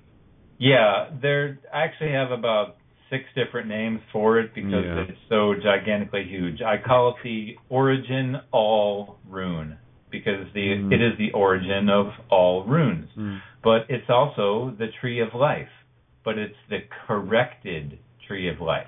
So I have marketed it as the tree of life corrected. I've also told people, which is also true, this is the Yggdrasil. This is the tree of the Vikings. This is the map of the 9 worlds. And I have those attributions actually available on the next slide. I also call this the first fractal because this is, if you were to think of the entire infinite clockwork multiverse as a computer, as being data stored in a computer memory chip, this is the base pattern that memory is built on. If you had a cube inside a cube inside a cube that was crystal and it was arranged in layers of storage based on this pattern, sort of like, scalar really applies to circular effect. But if you're talking about, it's a bunch of big words that's just gibberish unless you went to some stupid school where they use big words. The point is, this pattern, I believe, is not just the basis for the organization of all reality. I believe this pattern is also the basis for the design of a whole new set of superior technology. Like if you can build a tesseract, a real tesseract, using the right materials based on the theories which I have proven, building little cheap magical devices that actually work. If you could take those theories and apply them on a grand scale with much more rare and expensive components, I think we could step right into the whole Tesla age of free broadcast energy everywhere. And I'm quite sure, based on my very vivid recollection of how I came to this planet in the first place, that this technology is the basis for all our machinery back home. It's how the spaceships move throughout what we perceive as time and space. It's how people are sent. People that come here from higher dimensional realities, they have to be sent down. This is where the whole Star Trek beam me up thing came from. That is actually completely real, except that they beam you down and then there's no way back up except through what a normal person here on Earth would have to do. Become charged with enough spiritual power that you can summon the invisible door for yourself and ascend, just as a human ascended master would, or wait until you eventually get killed. And then your energy is going to incarnate on that higher level that you came from. And the beautiful thing is, while I might mourn the fact that I had a job and a family and a life in the dimension that I came from before I parachuted into this reality, for them, a very, very short period of time has gone by. They're only missing me for a day while I miss them for a lifetime. I've totally had that idea before. Sorry, I was like, I'll be honest, I was half listening because I was reading something that I got to do a community announcement before we end this episode. Sure. But are you basically, because this was the idea that I had, almost like as a story for a novel, the idea that people on other planets go to sleep and they astral project to like our planet as like visitors sometimes, or were you saying the idea that when we die we actually wake up on another planet? Or maybe I'm putting putting a few ideas together here at once. And I don't want to get too far off track either, but go ahead, Calum, continue. Well, as we discussed last week, a spirit, a little bundle of energy, a certain amount of information that exists in a pattern. You could think of it as something as nebulous as a computer program, to use a kind of gross correlation. Spirits exist in physical bodies with appropriate tuning on all different levels of reality. The levels below us, within the earth, the levels deep, deep inside of everything, the fire, the quantum world that the scientists are obsessed with. But what interests me, maybe, it's a personal prejudice, there are worlds that are larger and faster and higher frequency than this. And when you are in one of those worlds, when you are from there, you are born, you grow up, you have a body, there's a culture, you enjoy music, you get a job, you do stuff, you grow old, you visit your kids for the last time, you die, and then you get born again in another world, maybe the same one, maybe one right next door. It depends on if you increased your power by good deeds or decreased your power by letting yourself fall into all the traps that echo in more and more sophisticated versions throughout every different level of reality. When you die here, what happens to you depends on a couple different things. It depends on where you came from. It depends on whether or not you have acquired a great deal of pain or anger or other negative energy. It depends on whether or not you have, and this is a separate thing, whether you have spent the energy you came here with wisely or poorly, and whether you have gained more energy while you're here. If you talk to a Taoist who is familiar with the Chinese magical system, they'll tell you you've got a certain amount of birth chi that you come here with, and that's all the power that you get. And then you got chi that you acquire through eating food and meditation and spend pushing blocks around or whatever it is your job is. Or maybe if you're a dumb person, you spend your energy worrying about things that you can't control. Eventually you're going to get old and you're going to die. And then depending on whether you got any of your birth chi left, and whether it was spent on good things or bad things, or whether you've acquired a curse or did so many horrible things that someone hated you, or you just may die with this insane compulsion that you were never able to fulfill. That is going to influence or possibly control where your energy goes.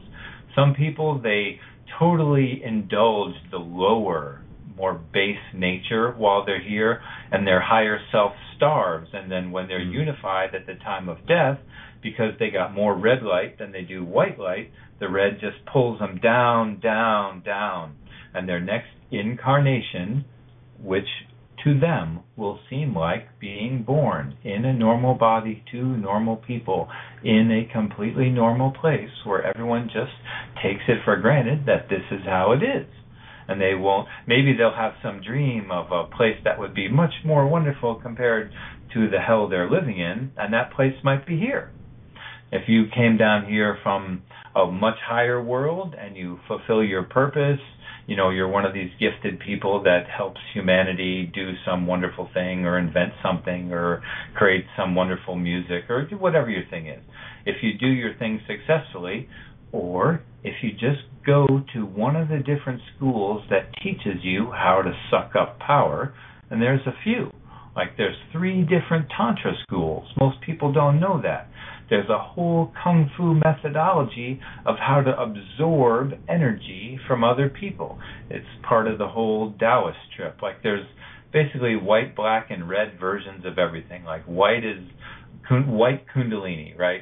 Kundalini yoga, that's like, oh, I'm reaching to the highest spiritual potential and I never look at or think about anything bad because I'm just trying to raise myself up. I'm trying to control the flow of my pendulum.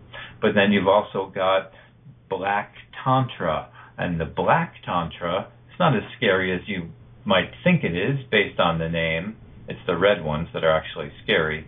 The Black Tantra is about while I'm making love to my partner and he or she is radiating all this extra energy. Like when a man has a physical orgasm, he spends energy. When a woman has a physical orgasm, she radiates energy, but it's infinitely resupplied by the goddess. They've just got this tremendous leg up on us. It's not even funny. If you talk to any kind of sexologist or Taoist or any kind of monastic anything, they'll tell you that the man should always reserve his orgasm, because when you physically spend that seed, you're also dumping out all the chi that you had stored up in your kidney, which is kind of a dumb thing to do, because then you get tired and weak and sickly.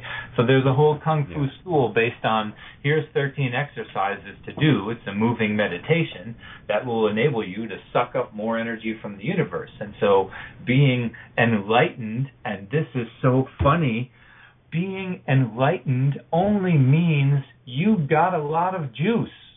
It doesn't even mean you're a good person. You don't have to be a good person to be enlightened. There's a lot of really wicked people that are super enlightened.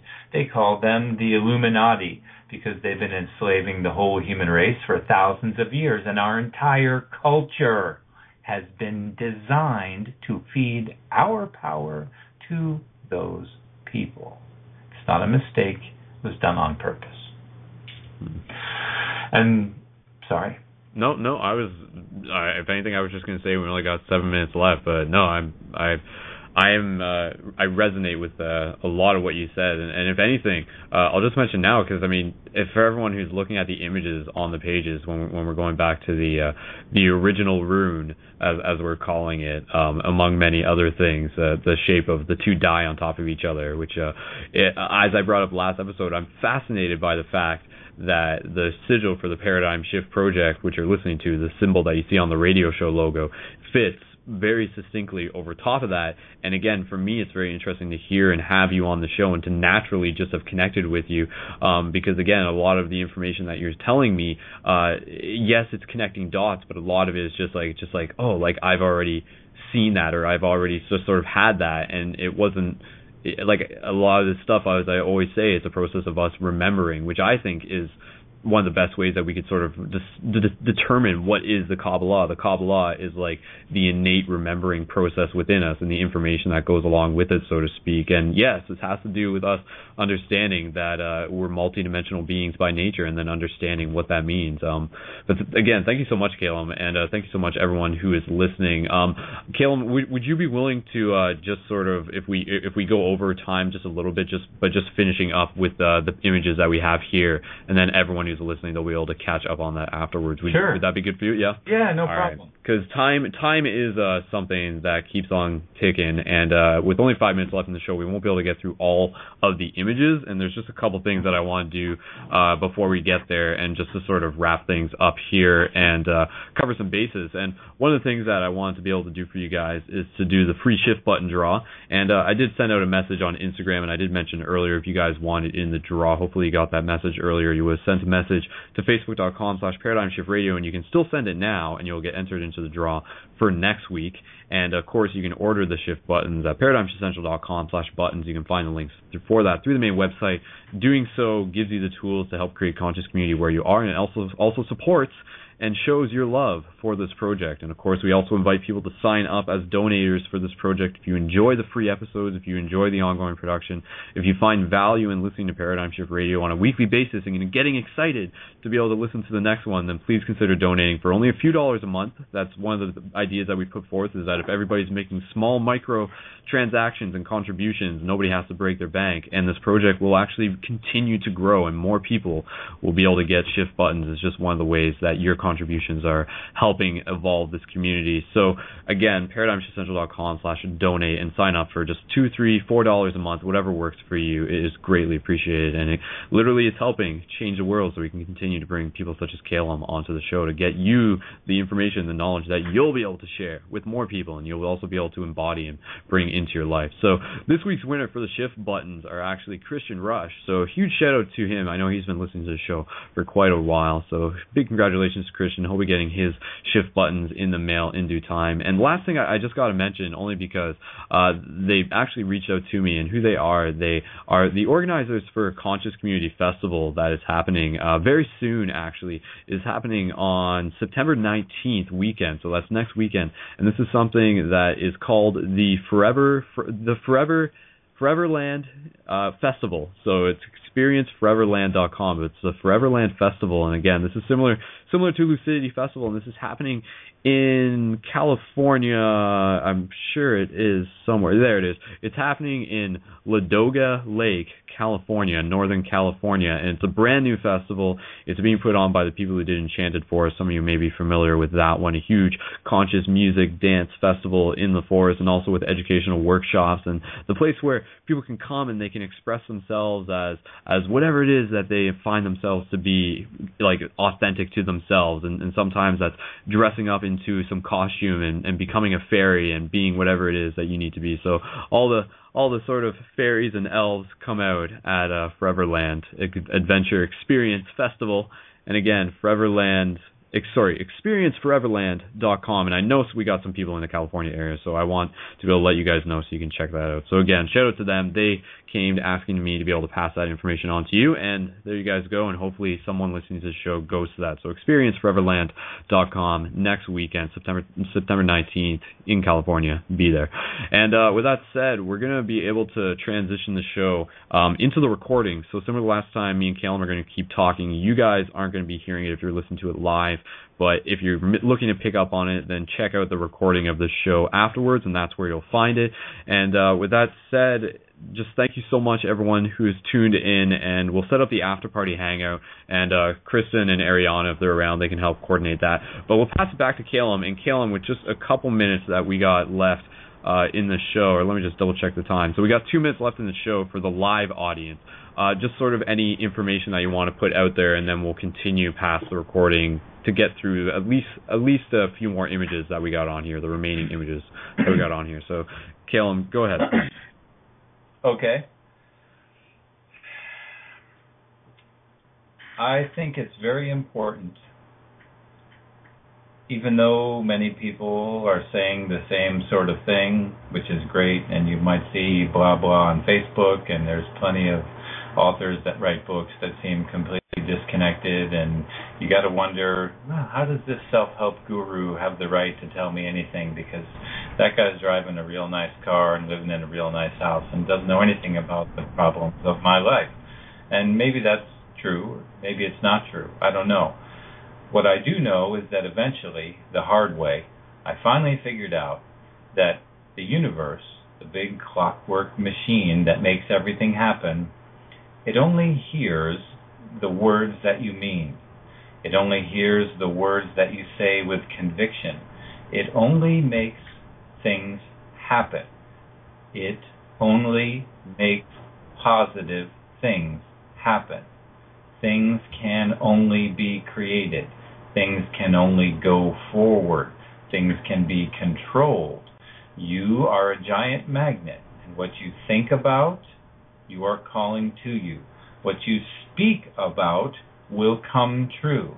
And if you realize that many of the words that we say are invisible, the words that we use as disclaimers, they're not heard by the universe. And I'll give you an example. You may say, gee, I hope my bike doesn't get stolen. All the universe heard is my bike gets stolen. Because negative thoughts and negative words and negative movements just don't happen. Sorry, Calum, 10 seconds left in the show. Again, thank you so much, everyone. This will continue in the recording. Check out the link for the after party at facebook.com/ParadigmShiftRadio. We love you, and let's continue going with this, Calum. So please, let's keep going here. And excuse me, I'm just going to step away from the mic for 1 second, but go ahead, keep talking. You got this. So, image number 9 is also a grid series. It's a 3x3 grid, just like all the magical squares, which you can Google and look up and study indefinitely. The magical squares, which are all based on the square of Saturn, which apparently is based on the markings of a turtle that climbed out of the Yellow River right before at the period when the first sovereign emperor of China, who was descended from a dragon, was merely the architect in charge of the waterworks, which is kind of the most important job in China, this turtle climbed out of the Yellow River, and it had weird markings on its back in a geometric pattern. And those markings were deciphered by the theoretically half-alien architect who became the first emperor and turned into the magic square of Saturn, which all other magic squares are based on. That's a nice story. Maybe he just had the heads up because he was a half a space alien, or maybe the dragon, otherwise known as the Ouroboros or the Midgard serpent that encircles the world, which is, of course, the constellations. Maybe that just appeared to him in the form of math and numbers that he could comprehend because he was some kind of super psychic, and that's why the guy became the Emperor of China. Nobody really knows because that's thousands of years ago. But we do know is if you look at these pictures and you look at the way the numbers are lined up, it's a 3 by 3 grid. You got 1, 2, 3, 4, 5, 6, 7, 8, and 9. And there are so many different things that come directly from this pattern, such as the solfeggio frequencies that I was mentioning earlier. 1, 4, 7 is the frequency that vibrates the Earth Star chakra, the one under your feet. 2, 5, 8, that's the frequency that vibrates your root chakra, the lowest chakra in your body, what the Hindus, the yoga people number as number 1. In fact, the lower left-hand image of these 4 diamond-shaped images is the yoga attributions of the chakras. You will notice they're numbered 1 through 7. The colors are correct. The pattern is correct. But out of the 9 spheres, 2 are labeled. That's the one above your head and the one below your feet. And we know they're there because we know there's 9 numbers. So it's kind of interesting that that would just be glossed over the way it is. If you look at the upper right-hand one, where 1 is at the top and it counts 1, 2, 3, 4, 5, 6, down and off to the right, it also matches the pattern of your chakras, and the numbers are exactly right, but this features all 9, the sun chakra above your head and the moon chakra below your feet. It's the same pattern, just has all the numbers filled in. If you look at the bottom right, that's the solfeggio frequencies. They vibrate from the bottom up. In other words, number 1 starts at the bottom, similar to the yoga chakras. And then if you look at the upper left-hand image, that is not numbered for the days of the week, of which there are only 7. That's numbered for the 9 worlds of Norse mythology. Asgard, that's the purple one. Vanheim, that's the blue one. Midgard, number 5. The world in the middle of all the worlds, which all the other worlds touch and can reach by the means of the Rainbow Bridge. There it is, right there, mystery solved. Norse cosmology explained exactly the same way that the Kabbalistic emanations and the Hindu chakras and the sacred geometric frequencies are explained on the same picture with the same numbers. No math is required, brother. It's right there. Okay, so just to clarify, because I stepped away for a second, but when you're saying the Rainbow Bridge, is that referring to like the pattern surrounding the middle, the Midgard? It's a prism. That's when you look at the big Tree of Life thing with the color-coded Sephira for each different planet. The Rainbow Bridge means literally a rainbow. It means a prism. It means the power to divide light into colors through optical sciences. And it means this pattern that you see right in front of you. That is literally the Rainbow Bridge. And if you were to take this, any of these designs that I've created, in fact, the second half of the set was really, well, honestly, all of this, I don't need it. I'm made of this. I can close my eyes and just make it happen. But other people, what you need to do, find the picture or pictures that resonate with you, that you find interesting, and go ahead and take this and print it out if you want. I don't care. I'm willing to give license to individuals for self-study, private research, and their own personal development. I'm withholding all licenses so no one can make any money off of this but me. But that's just to prevent big companies from stealing this shit and then charging us for it later. Any person out there that wants to take any of these pictures and print them, copy them, study them, paint them for yourself, paint it on your wall, whichever one you like, whichever resonates with you. Paint that on the ceiling of your bedroom. And when you go to sleep at night, just look up at it and let it shine down on you. Of course, when you make your picture, when you're painting the picture or scribing your runes or whatever it is you're doing, you want to discipline your mind to pay utmost attention to the meaning of the symbols, focus on the process and how you're using them, and always maintain your end result in mind. There's a reason that when the special rabbi is writing by hand that little tiny scroll that goes inside the secret container that the Jewish people put on the front door of their house, those scrolls are handwritten by a very sacred man, and that man is in a constant state of meditation at all times. Well, I mean, you can buy a cheap version of that, whatever. Maybe a better example is a Torah. A Torah, which is a big book written on a single scroll of paper joined by 2 sticks. That Torah was written on special paper in a special building by a special person who trained his whole life to be holy enough, which is another way of saying he has learned to discipline himself so that as he writes the letter L, his mind is full only of the meaning, the deep mystical significance of the letter L, and its part in the word that he is currently working on. And if they ever make the slightest mistake, a lapse in judgment, a slightly twisted letter, a little missing dot on top of the Tegans or on top of some of the letters, a little missing crown, whatever, the slightest mistake. It doesn't matter if that guy spent a month with his little ink quill working on that scroll and it's the last letter of the last book of the whole holy book. If he screws up that one letter, they burn the whole thing. Because they don't want bad things coming into the world based on the work they've done. And because they realize if you've got bad things in your head while you're working on a physical object, the bad ideas go into the physical object.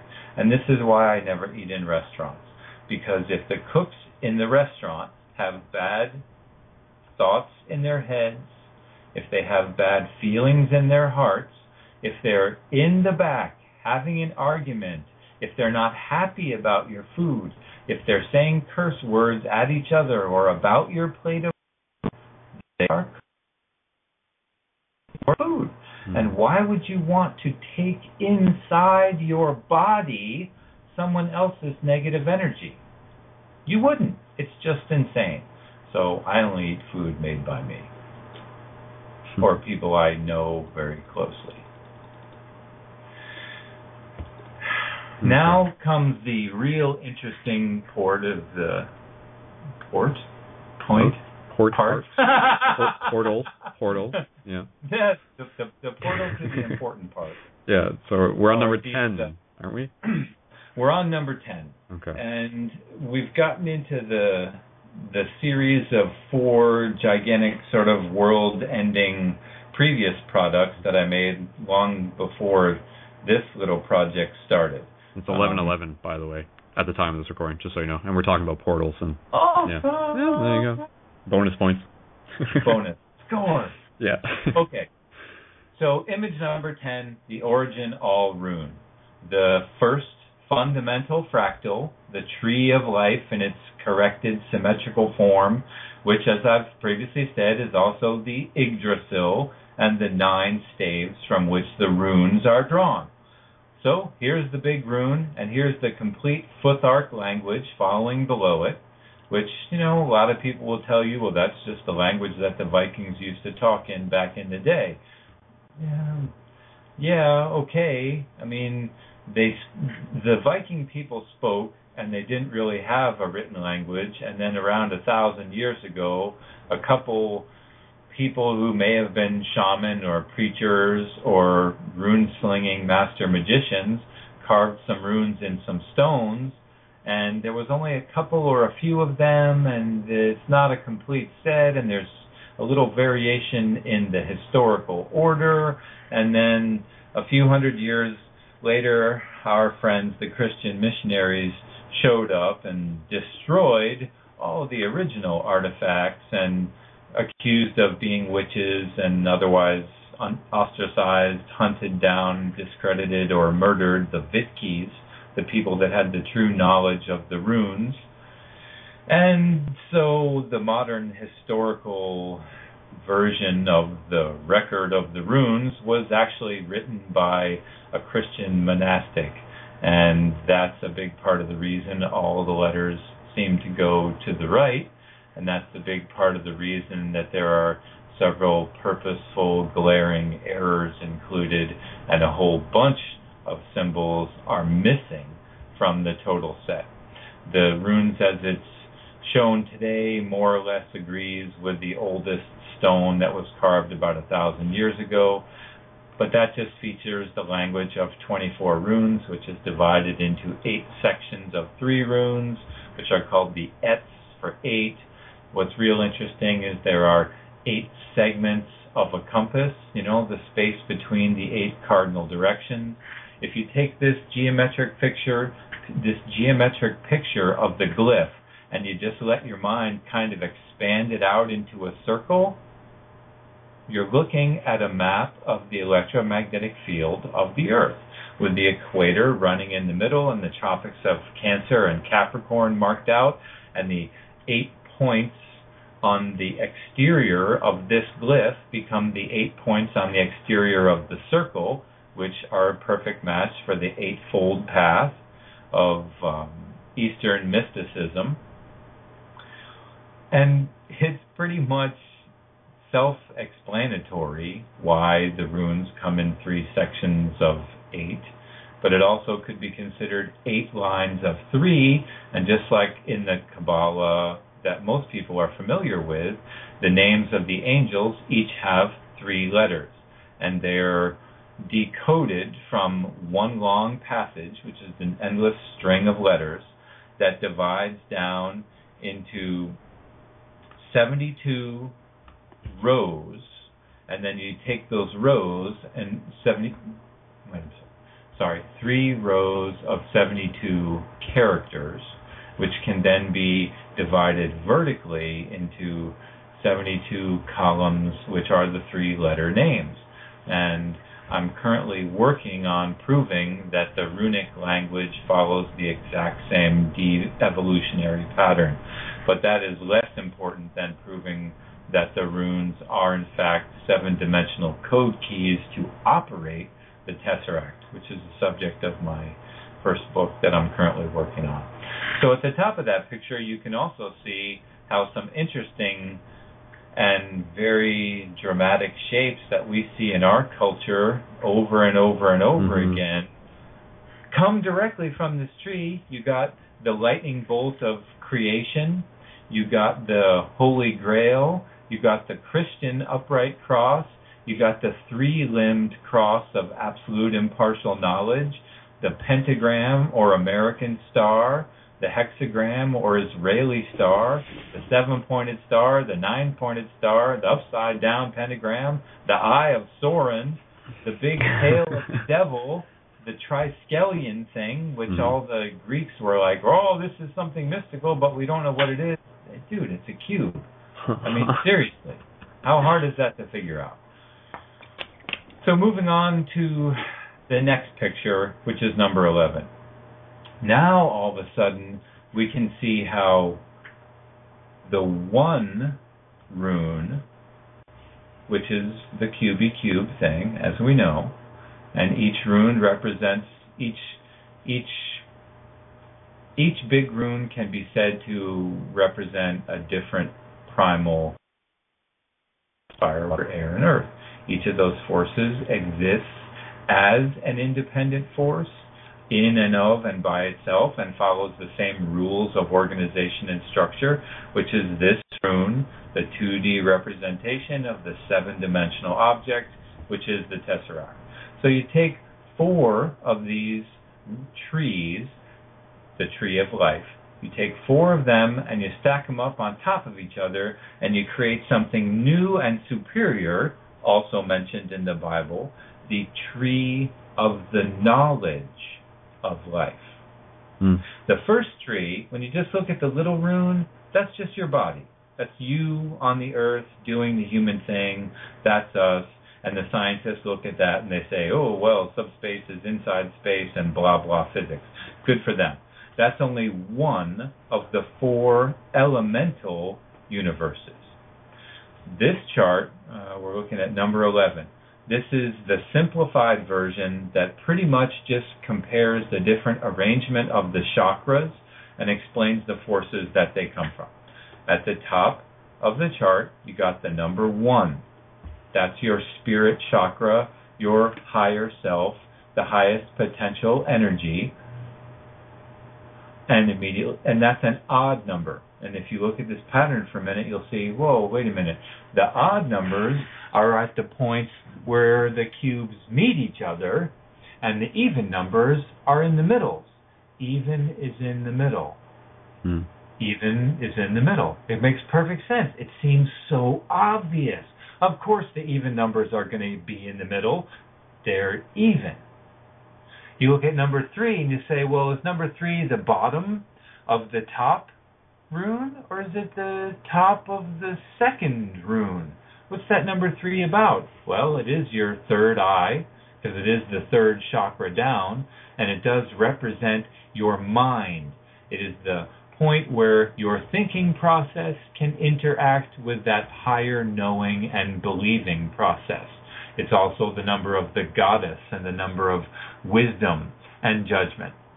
And you count all the way down this tree, and if you were to think for just a second, looking at this whole tree, you could say, wow, that kind of reminds me of my DNA, man. And if it was like twisting, then it would totally be my DNA. And there's like sideways lines and everything. Well, yeah, dude, that's absolutely correct. This is your DNA. That's it, right there. And it's no mistake that just like there's 3 unseen forces, it only takes 3 of those, what do they call those special amino acids, size A, C, T, and G. I can never remember the names of them. The point is there's like 4 of these critical amino acid complexes that make all proteins, that make all everything that has protein, pretty much all animals. And out of those 4, oh, I almost had the names. Dang it. Anyway, out of those 4, which have the initials G, A, T, and C, but they're really long, stupid names, like 18 syllables. Out of those 4, it only takes 3 to make a particular type of protein that's going to become flesh, that's going to become part of, an organ in a person. It works the same way as the 3 unseen forces, strong, weak force, and electromagnetism. They're talking about the exact same thing. That's where the as above, so below, and that's why I call this the tree of the knowledge of life, because this is DNA, numerology, astrology, and bio and epigenetics right here, all rolled up into one simple little chart for you. And if you look and compare how the numbers count down, 1 through 9, 1's the beginning, 9's the ending, 4 is the middle of the air, well, yeah, 4 represents the idea of changing your mind. That's what it means in the Tarot. 6, that represents the idea of sharing and community and communicating with other people, radiating out of your solar plexus. And guess what? This map is a map of your body. There's number 9 below your feet and number 1 up above your head and number 5, your core chakra, your heart chakra. If you scroll back up to the 3x3 grids, there's Midgard. There's the Viking world of the earth at the center of all other worlds. So this map, like every other map, is showing you all the exact same thing, and every single one of these pictures and study guides and designs and diagrams is built on the same system. They all work together absolutely seamlessly, and it is pretty much impossible to argue against them, except from some, point of willing blindness driven by some sort of, insane faith or whatever. So if you back out from this chart and look for a minute, we got 1 through 9, okay, and that's the 9 wheels or chakras. You can see it's marked at the bottom. And then to the right of that, you have the name of the Kabbalistic emanation, and to the right of that, you have the Hindu chakra system, which, as you can see, is numbered opposite and upward, but the colors and everything else lines up perfectly and makes complete sense. And if you look on the far left-hand side, you can see the 1 through 5 numbers of the Tibetan chakra system, along with which of your limbs they're on. In other words, your right foot is the fire chakra. And also included is the Tetragrammaton, the 4-letter name of God, according to, all Kabbalistic mystics and Jewish astrology, YHVH. Well, as I've previously mentioned, the letter H is also the letter E. The letter V is also the letter F. So YHVH is the exact opposite of EVEY. So there's Adam's wife, Eve. Bizarre, isn't it? Mm-hmm. God's name backwards is Evie. So does that mean God is like V, and Evie inherits the kingdom after the train blows up whatever that building was, and V for Vendetta? Because, seriously, the sort of the Joker mask and the knives and the you can't kill me thing, that's a God archetype. Believe me, that's a real warrior God archetype. So if we move on to the next picture, this one gets even more interesting. This one is called the astrological algorithm, otherwise known as 369. And that's about as complicated as math has to get if you want to learn the secrets of the universe. That's my formula. Woo! Yeah. I worked that one out all by myself. And not only does it turn out to be one of the sacred geometric frequencies, the solfeggio frequencies, it's the 1 is below your feet, 2 is your root chakra, 3, that's orange, that's the sexuality chakra, which I find kind of cool. That's the number, 369. And my birthday, 417, is the sacred frequency for the solar plexus chakra. How freaking cool is that? Anyway, looking at the chart, if you look at the left-hand side, you can see that the universes are marked and color-coded. The universe of water, we all know now, that's the top. That's the outside. That's the fastest, and therefore time goes the slowest there. And that's where things that are super stable, like, quote, gods, come from. Cancer, what we call the astrological sign of Cancer, is otherwise known as the cardinal water sign, which is another way of saying the masculine polarity of the universe of water, or the king of water, who is a real person, not in a person like you're a person, in a person like the old ideas of the gods, like they talk about Poseidon and Neptune, is actually more frighteningly accurate than you would really think. There is an intelligent being who represents the directing force of the entire universe of water, and its ideas of ethics and morality are so widely, inconceivably distant from ours that there's just no common basis whatsoever. That thing has to spin itself down to 0.001% for you to just fit it all into your eye. It's really super intense. And then Scorpio, the ordinal sign, meaning, well, astrologers will tell you, it's the fixed sign, it can't change. What they're trying to say is it's the most water of the 3 water signs. It's the center of the battery. Think of yourself holding a little battery in your hand. You've got a AA battery in your hand, and it's got the little button thing on the top, and that's the one magnetic pole, and it's got the little dimple on the bottom, and that's the female magnetic pole down the bottom. That's Pisces, the little hollow dimple. And Cancer, that's like the little nipple part on top. Well, the middle third of the battery, where there is no connection, where it's just a rod running through a carbon sleeve or whatever's in batteries now these days, well, that represents Scorpio. It's the most intense water can be.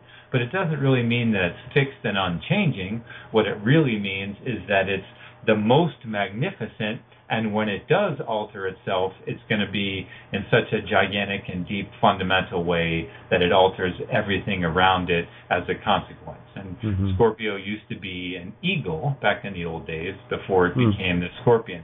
In fact, the whole zodiac is really prejudiced as far as the animals because it was invented by the Chaldeans. If you look at the Native American astrology, and I really don't know if that's, I don't know how truly ancient, these Native American astrological wheels that you might see posted on Facebook really are.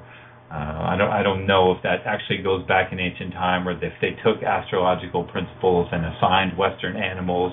It doesn't really matter. What I'm trying to get at is, if the zodiac we use had been invented in the West, Aries would be the wolf, not a goddamn sheep. And I say that for my own self-respect, because I evolved from a wolf. My body has more wolf DNA, and that's really an interesting point. Everybody on this earth is made of the exact same goo. You all got lots and lots of animal blood in you. All kinds of common switches in DNA and past incarnations of all different kind of animals. When you see a person on the street and they're all pig-eyed and round-faced and they act all mean and greedy, it's a pig. It really is a pig. You're not just imagining that. When you see someone, at the all-you-can-eat buffet who's just slowly, methodically chewing for an hour and a half on the cheap food like collard greens and mac and cheese, and they look like a cow, it's a cow. That's a cow. It's a person, but it used to be a cow, and the spirit has evolved up through being a cow, and the body has got more cow DNA in it. And that's absolutely true of everyone, and it doesn't matter if you came down here from Elysium in a beam of lightning to be some kind of wonderful person for people. If you get a body that was evolved from a wolf, that's how your brain thinks, that's how your appetites work, and you might as well just accept that that's how it is. So continuing with the rest of the chart. Actually, Calum, can I just question? Sure. Yeah. I guess my I'm just trying to get an understanding here, because when we talk about the idea of there being like other places throughout the universe that people can exist, other solar systems, other galaxies, this like map of it seems to be very relative to our unique like solar system and astrological zodiac signs and things like that. Therefore, like how like would people, I'm just saying, if someone else was trying to map this out in another galaxy, maybe they don't have the same amount of planets, so they wouldn't have the same like zodiac correlations, or would they? Is my question. Do you understand what I'm trying to say? Absolutely, yeah? And that's a great question. That's completely legitimate and totally reasonable. Yeah. And my answer to that is that while everything is built on the same system, in other words, geometry, creating spherical realities, and everything is built on layers within layers within layers. I started working in this physical universe and found my way up and down from this physical universe. I'm climbing this ladder right here, and this is the ladder that we can climb. In fact, the next The next chart is literally called the ladder, and that's the ladder for us. Now, if you go to a different solar system here in our same galaxy, they're going to have a different number of planets. Of course, they may have a different shape of their body. They may have a different chemistry that powers their body. They may have a different religious and cultural schema that is completely unrecognizable to us.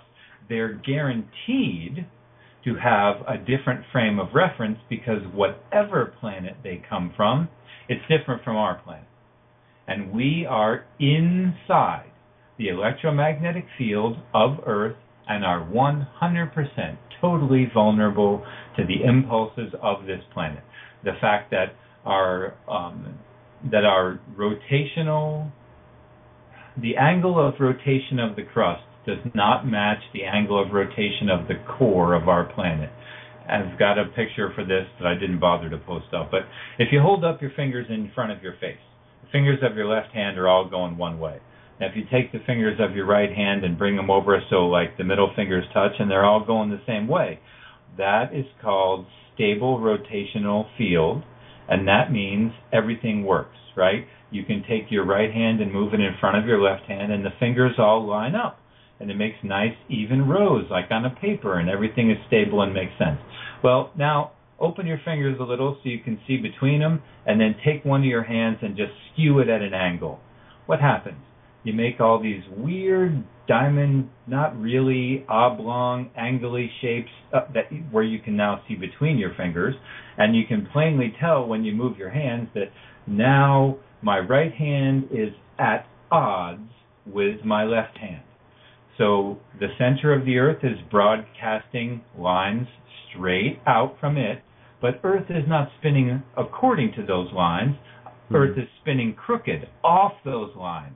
So all kinds of frequencies of energy, which are based on violence and discord and the inability to cooperate, are being broadcast into the ether, the electromagnetic field that we all swim in, and that's why everything on this planet eats everything else on this planet, and that contributes greatly to us being vulnerable to all the bad ideas, and it kind of makes the whole planet a magnet for bad ideas.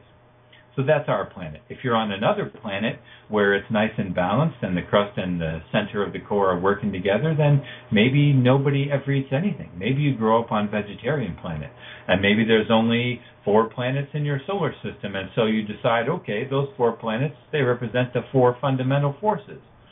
That seems reasonable, and maybe you don't need the other planets because maybe you're not fighting all the time, because maybe the system of that, maybe that solar system and therefore that energetic system is balanced. Maybe that's a world that's closer to the center of the galaxy and represents an older civilization, and maybe people that incarnate on that planet are more evolved and are inherently balanced, and they don't need the struggles and trials of this life. You could say we invented the decimal system because we have 10 fingers. Well, maybe we have 10 fingers because we invented the decimal system, and maybe there's just 10. Maybe 10 is the basis of the mathematics that generates this reality, and that's why we have 10 fingers, and that's why we have 10 toes, and that's why there's 10 sephira on this diagram. Although we already know there's actually 12 points on this diagram.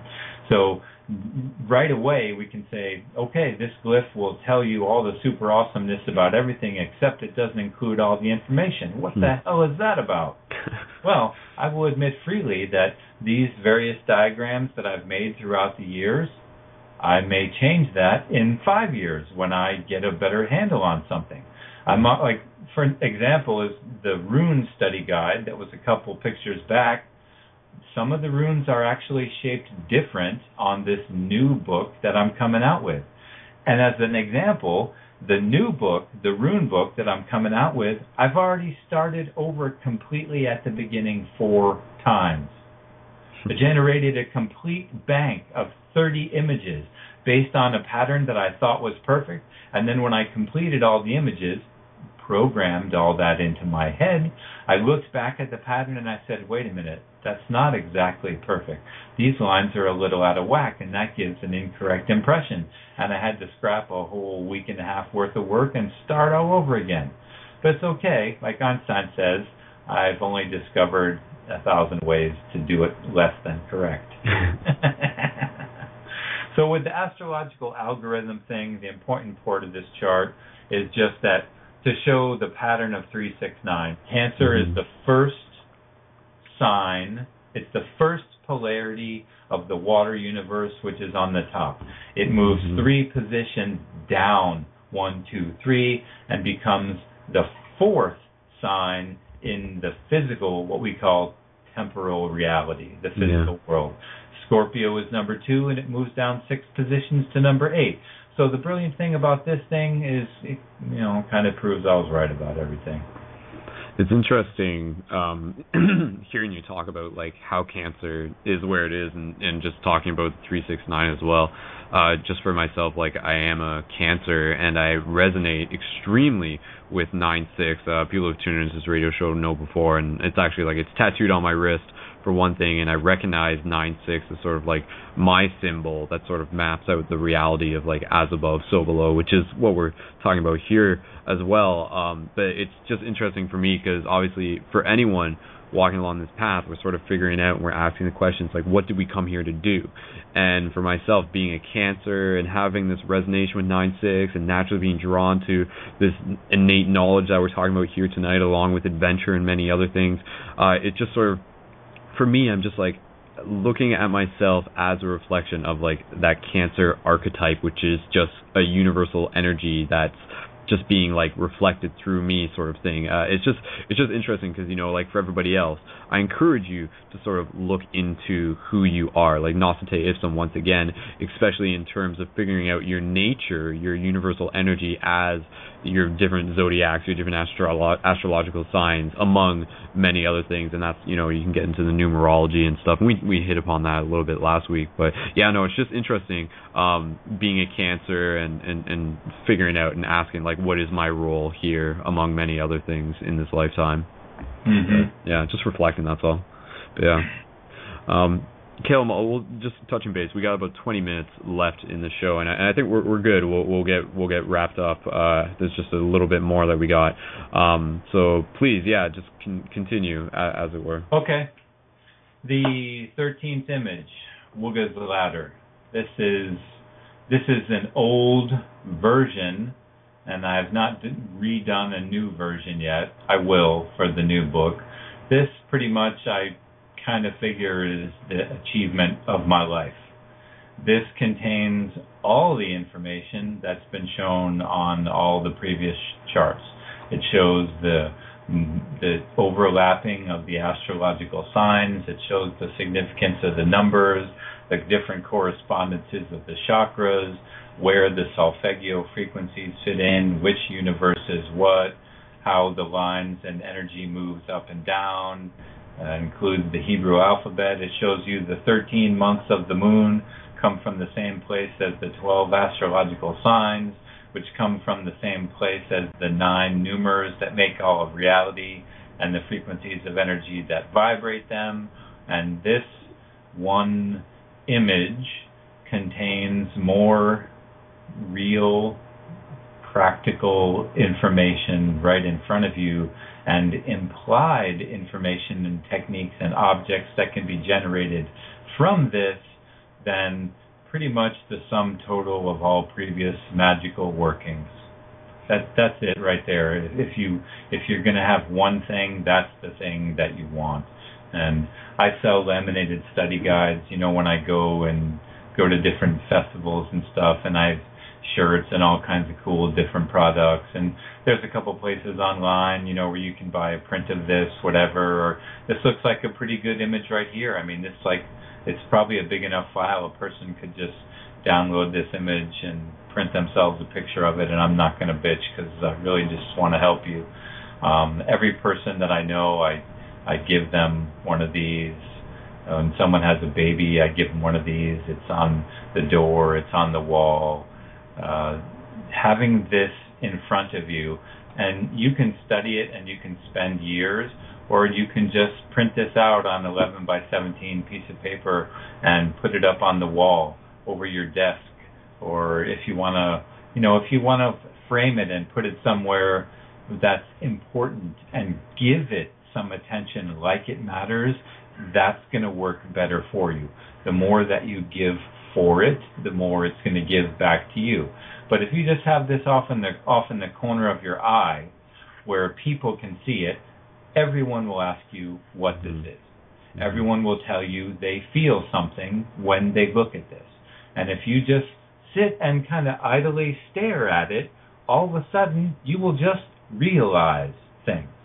You will realize things so fast that are connected on such a deep and incredible level that seem so incredibly simple to you that you will wonder how you ever missed them before. And that's the Qabalah. That's what it will do for you. This thing, Wugga's Ladder, you could spend 3 hours explaining the whole thing. It's best to just look at it when you have time. The next one, number 14, that's the big rune with no attribution. No numbers, no names, no days of the week, none of that crap filled in. Just a blank form. This one, number 14, that is the design that will enable you to travel through the multiverse. This is the key that opens all the doors to traveling from one level of reality to another. You can go sideways, you can go up and down and in and out. You can go to any of each of these dots. The number, that represents a certain flavor, color of reality that exists throughout every elemental world and exists within you, in your DNA, and everywhere around you. So, if you want to go astral traveling, if you want to all of a sudden become able to lucid dream, if you're interested in visiting with, connecting with your alternate reality duplicates, this is the picture. And 9-6, now that you mention it, is the center vertical line. The little vertical line in the mirror, kind of like a handle in the front. And that represents the journey from the moon to the sun, from illusion to reality, from uncertainty to certainty. And that's like the last piece that is filled in this whole thing. And being able to fill in that piece is the proof that you have achieved this sort of ultimate mastery of reality that means you don't ever have to be born again. And if certain people want to say that I gave away a big secret by showing this picture, Spoilers. I say screw them. Yeah, whatever, man. Everybody is as good as everybody else. Yeah. And the whole idea that, you shouldn't hand a loaded gun to a child. I'm sorry. We live in a prison camp, and guerrillas are shooting at us all day, every day. So if it takes a bunch of 12-year-old kids with guns to set us free, then that's the way it's going to have to be. Call me Tony Stark. I'm fine with that. Now, if you really want to go fully balls out, this pattern, you can make it yourself. Get a big piece of that 1/4-inch thin plywood, or one of those glue-up shower panels, masonite panel for $10. Paint it a background color that reminds you of indistinguishable nothingness, and then paint this on the thing. Paint it on the inside of your doorway if you got a flat doorway. I made a pyrograph of wood burning.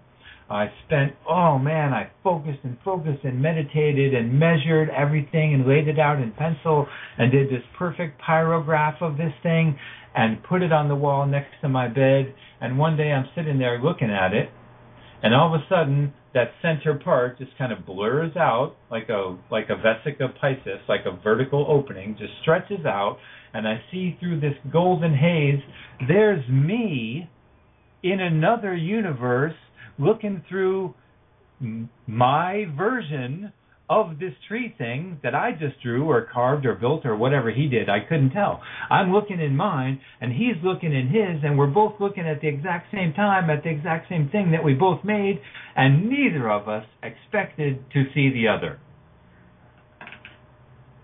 And so it only lasted like 3 seconds, because as soon as the world kind of blurred open and I looked through and I thought, holy moly, that's me.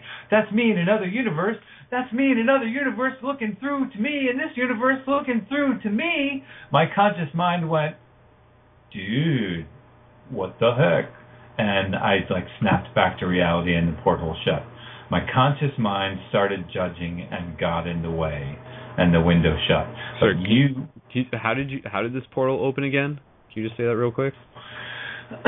Well, it's sort of like it's a vertical opening in the universe right in front of your face, and it's sort of open. You know the Vesica Piscis, when one circle slightly merges on another circle? Yes, yeah. Okay, if you imagine a zipper, but it opens like that. Instead of opening top down, it's like a line. It wasn't a tear. Tears are what the lower dimensional energies, they rip the world open. The higher dimensional energies, they sort of warp in this sort of round, tunnely bubble thing. This, the Vesica Piscis, naturally sort of opening on its own accord, that was 2 alternate reality duplicates of the same person doing this, taking the same action with the same technology at the same time. And the chances are the people that are listening to this, the people that will make the effort to go and scribe the symbol and put it on the wall and meditate and stare into it, well, their alternate reality duplicates are probably listening to alternate reality me. Or maybe in that universe there is a book, I don't know, and they're looking for you too. Yeah. This is really interesting for me to be able to hear a lot of this, because honestly, when I was asking you how you did it again, I was half distracted because I was running a search on my computer to see if I could find some old images, but I think it's actually on my older computer from 5 years ago, and I was just remembering. And I am 100% positive that this original rune, I've literally drawn this before, just through doodling. And I said, the Paradigm Shift Sigil, which is at the bottom of this images page. Those of people, you can just scroll down and look at it too. I put it there. I drew that out of this. And opposed to saying it was the other way around, which I was saying it coincidentally came out of it. Well, I mean, yes, it was both. It happened from both ends at the same time, if that makes sense. But yeah, no, for me, it's just really interesting because, again, it just reiterates that this isn't just stuff that you're just making up to fill a book with or something like that. You're picking up on things that I'm picking up on things that other people are picking up on things, and all of us are just like this symbol, this is something, this is something. And I literally remember showing it to my friend, and I'm gonna try and find the old it was just Photoshop files that I did where I was just hey, what happens when I start connecting these dots? And I'm just this looks really special, or this looks really familiar, this looks like something, right? And then I was just yeah. But anyways, dude, I can't even tell you how many friends, roommates, ex-girlfriends have told me, stop with the dots and lines. Talk to me about something else. I don't want to hear that. I don't want to look at any more pictures of dots and lines. I'd be like, yeah, but this explains. No, I don't care. Oh, it's hilarious.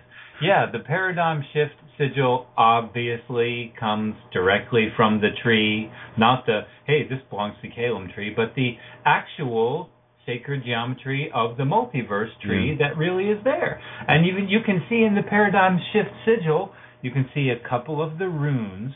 You've got the rune of defense, which is the sideways pointing triangle that's pointing out and away on both sides. That shows that you're defending your inner core from, you've put up a complete barrier. The 2 columns on either side of that sigil are the same thing as the 2 columns that they talk about in front of the ancient Hebrew temple. You've got the runes of defense, both outwards and inwards, which I find very interesting. And you've got the Star Trek communicator symbol, which now we can see obviously comes from the Qabalah. And in case anyone didn't know, Gene Roddenberry was totally into the Qabalah, and he turned on Shatner and Nimoy to that trip also. The entire Star Trek thing is based on Kabbalistic teachings. Even the most coolest sort of enemy, the Q, that's based on the angels. The Q continuum are based on the angels of the sun, the 72 names of God, if they had personalities like people, all connected to the same thing. So if we just look at the 4 trees real quick, we got the red tree, which comes from the fire, and that's marked with the numbers that we use to understand and manipulate our reality. And the reason the numbers are on the red tree is because the numbers come from the fire. You don't need the numbers when you get outside of the tree, within a tree, within a tree thing, which also has to do with your question about alien species on other planets in other dimensions. If they're already free from the constraints of the Maya, of the physical body, if they've already conquered their energy, then they're free from the Tesseract. Then they no longer exist as a ladder that can be manipulated by outside forces. This is, I mean, I'll be real blunt. This is a cage. This is your cage.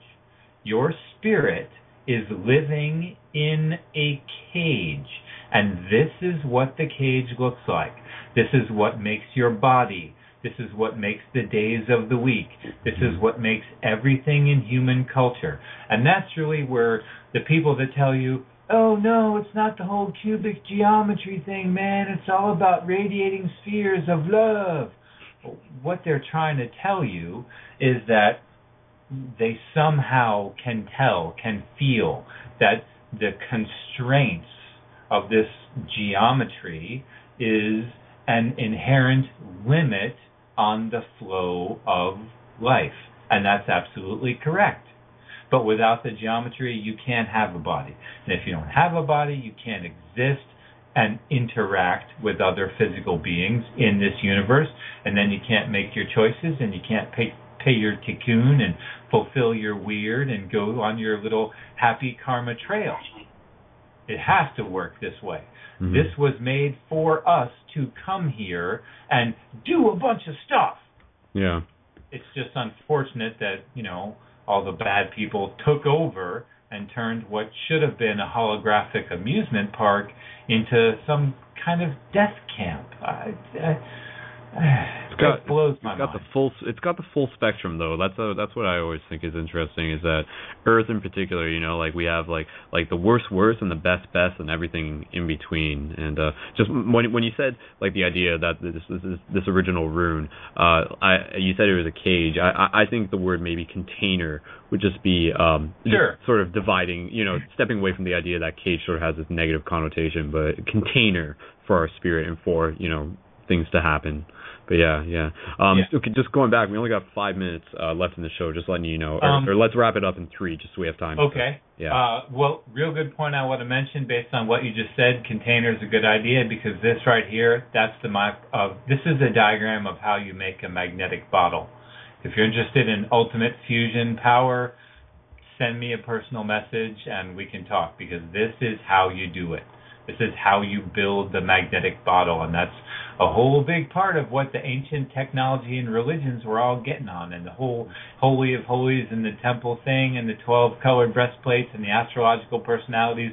They want us to be able to build machinery that will set us free. They want us free. They want to help us. That's what this is for. This is not just warp travel. This is nth dimensional scalar travel, which is super huge and much more important. Warp speed is only cutting down through the fire to come out somewhere else in the physical world. They're never going to figure out how to go higher or faster when all they're doing is looking slower and inside. Now, if you look at the air tree's got the astrological symbols on it, because the whole point of astrology is, it controls how you think, because it's there to teach you how to think. You're supposed to outthink your own astrology. You come down here as a pattern with inherent limits, and crazy stuff happens to you because you're magnetized for crazy stuff. You're supposed to think your way out of it and not react, but instead make conscious choices to move the energy in a positive direction, otherwise known as pay your karma, heal your weird, whatever.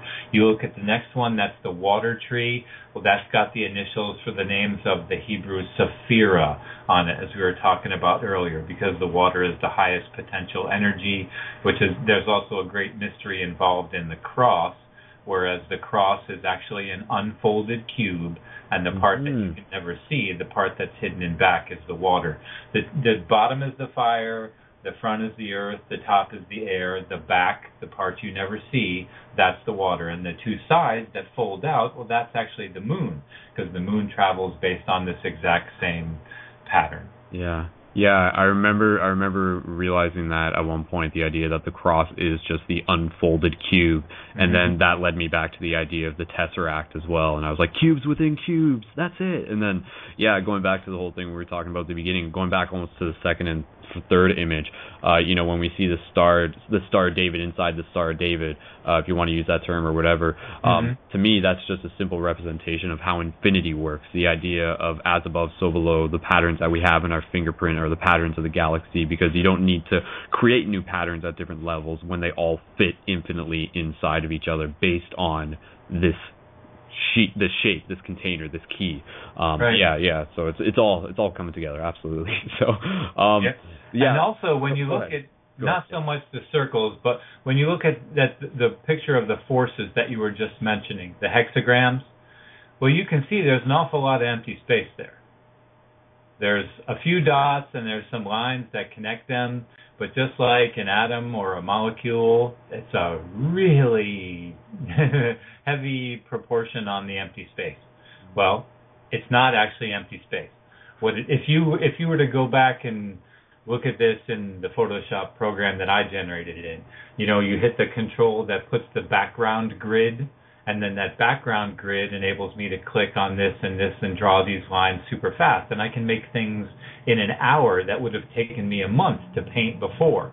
Well, if you have access to Photoshop, open up an empty program, open up a new file, and look at the background grid and how you can zoom in and out of that background grid, and how the measurements on the side will become measurements of smaller and smaller units that are still on the same scale as you zoom in and zoom in and zoom in.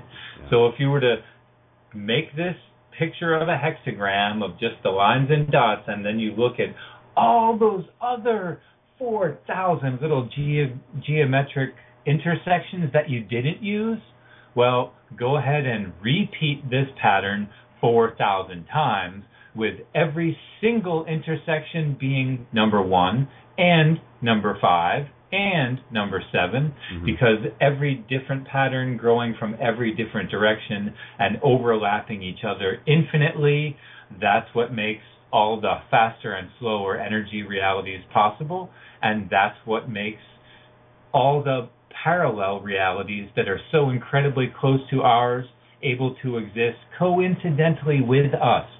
Yeah. The reason you can see your alternate reality duplicates, they share your flesh.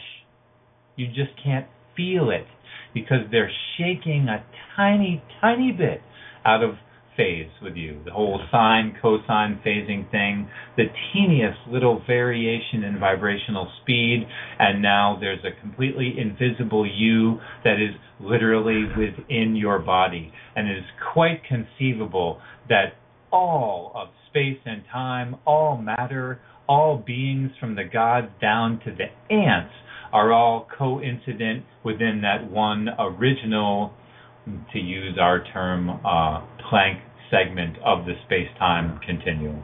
Oh, and that is currently... We're running out of time, Calum. I just got to say, yes. We're in the final seconds. Thank you. Did you want, was there anything else? Last sentence? No, just thanks for having me, and I hope some people could benefit. I think obviously there's more to talk about, and last practical thing I'll put out there, people listening, print out the images that Calum's talking about, the original Rune, and also even the Paradigm Shift Sigil, and practice doing an open-eyed meditation on them. This is something I practice, and see what happens, and sort of be open to the idea that, things can get very interesting, and then try imagining this even as you're falling asleep and in your meditation, and imagine like the two circles coming over top of each other, and then you can sort of access that rift in between if that's something you're interested in terms of experiencing more of what this reality has to offer. But we'll wrap it up there. Again, check out the links for Calum's website, his profile page in the show information for this in the blog talk, and all. So, in conclusion, once again, thank you very much to Calum, and to everyone listening. Tune in again for future episodes as we continue to explore this reality further together. See you in the future. One love.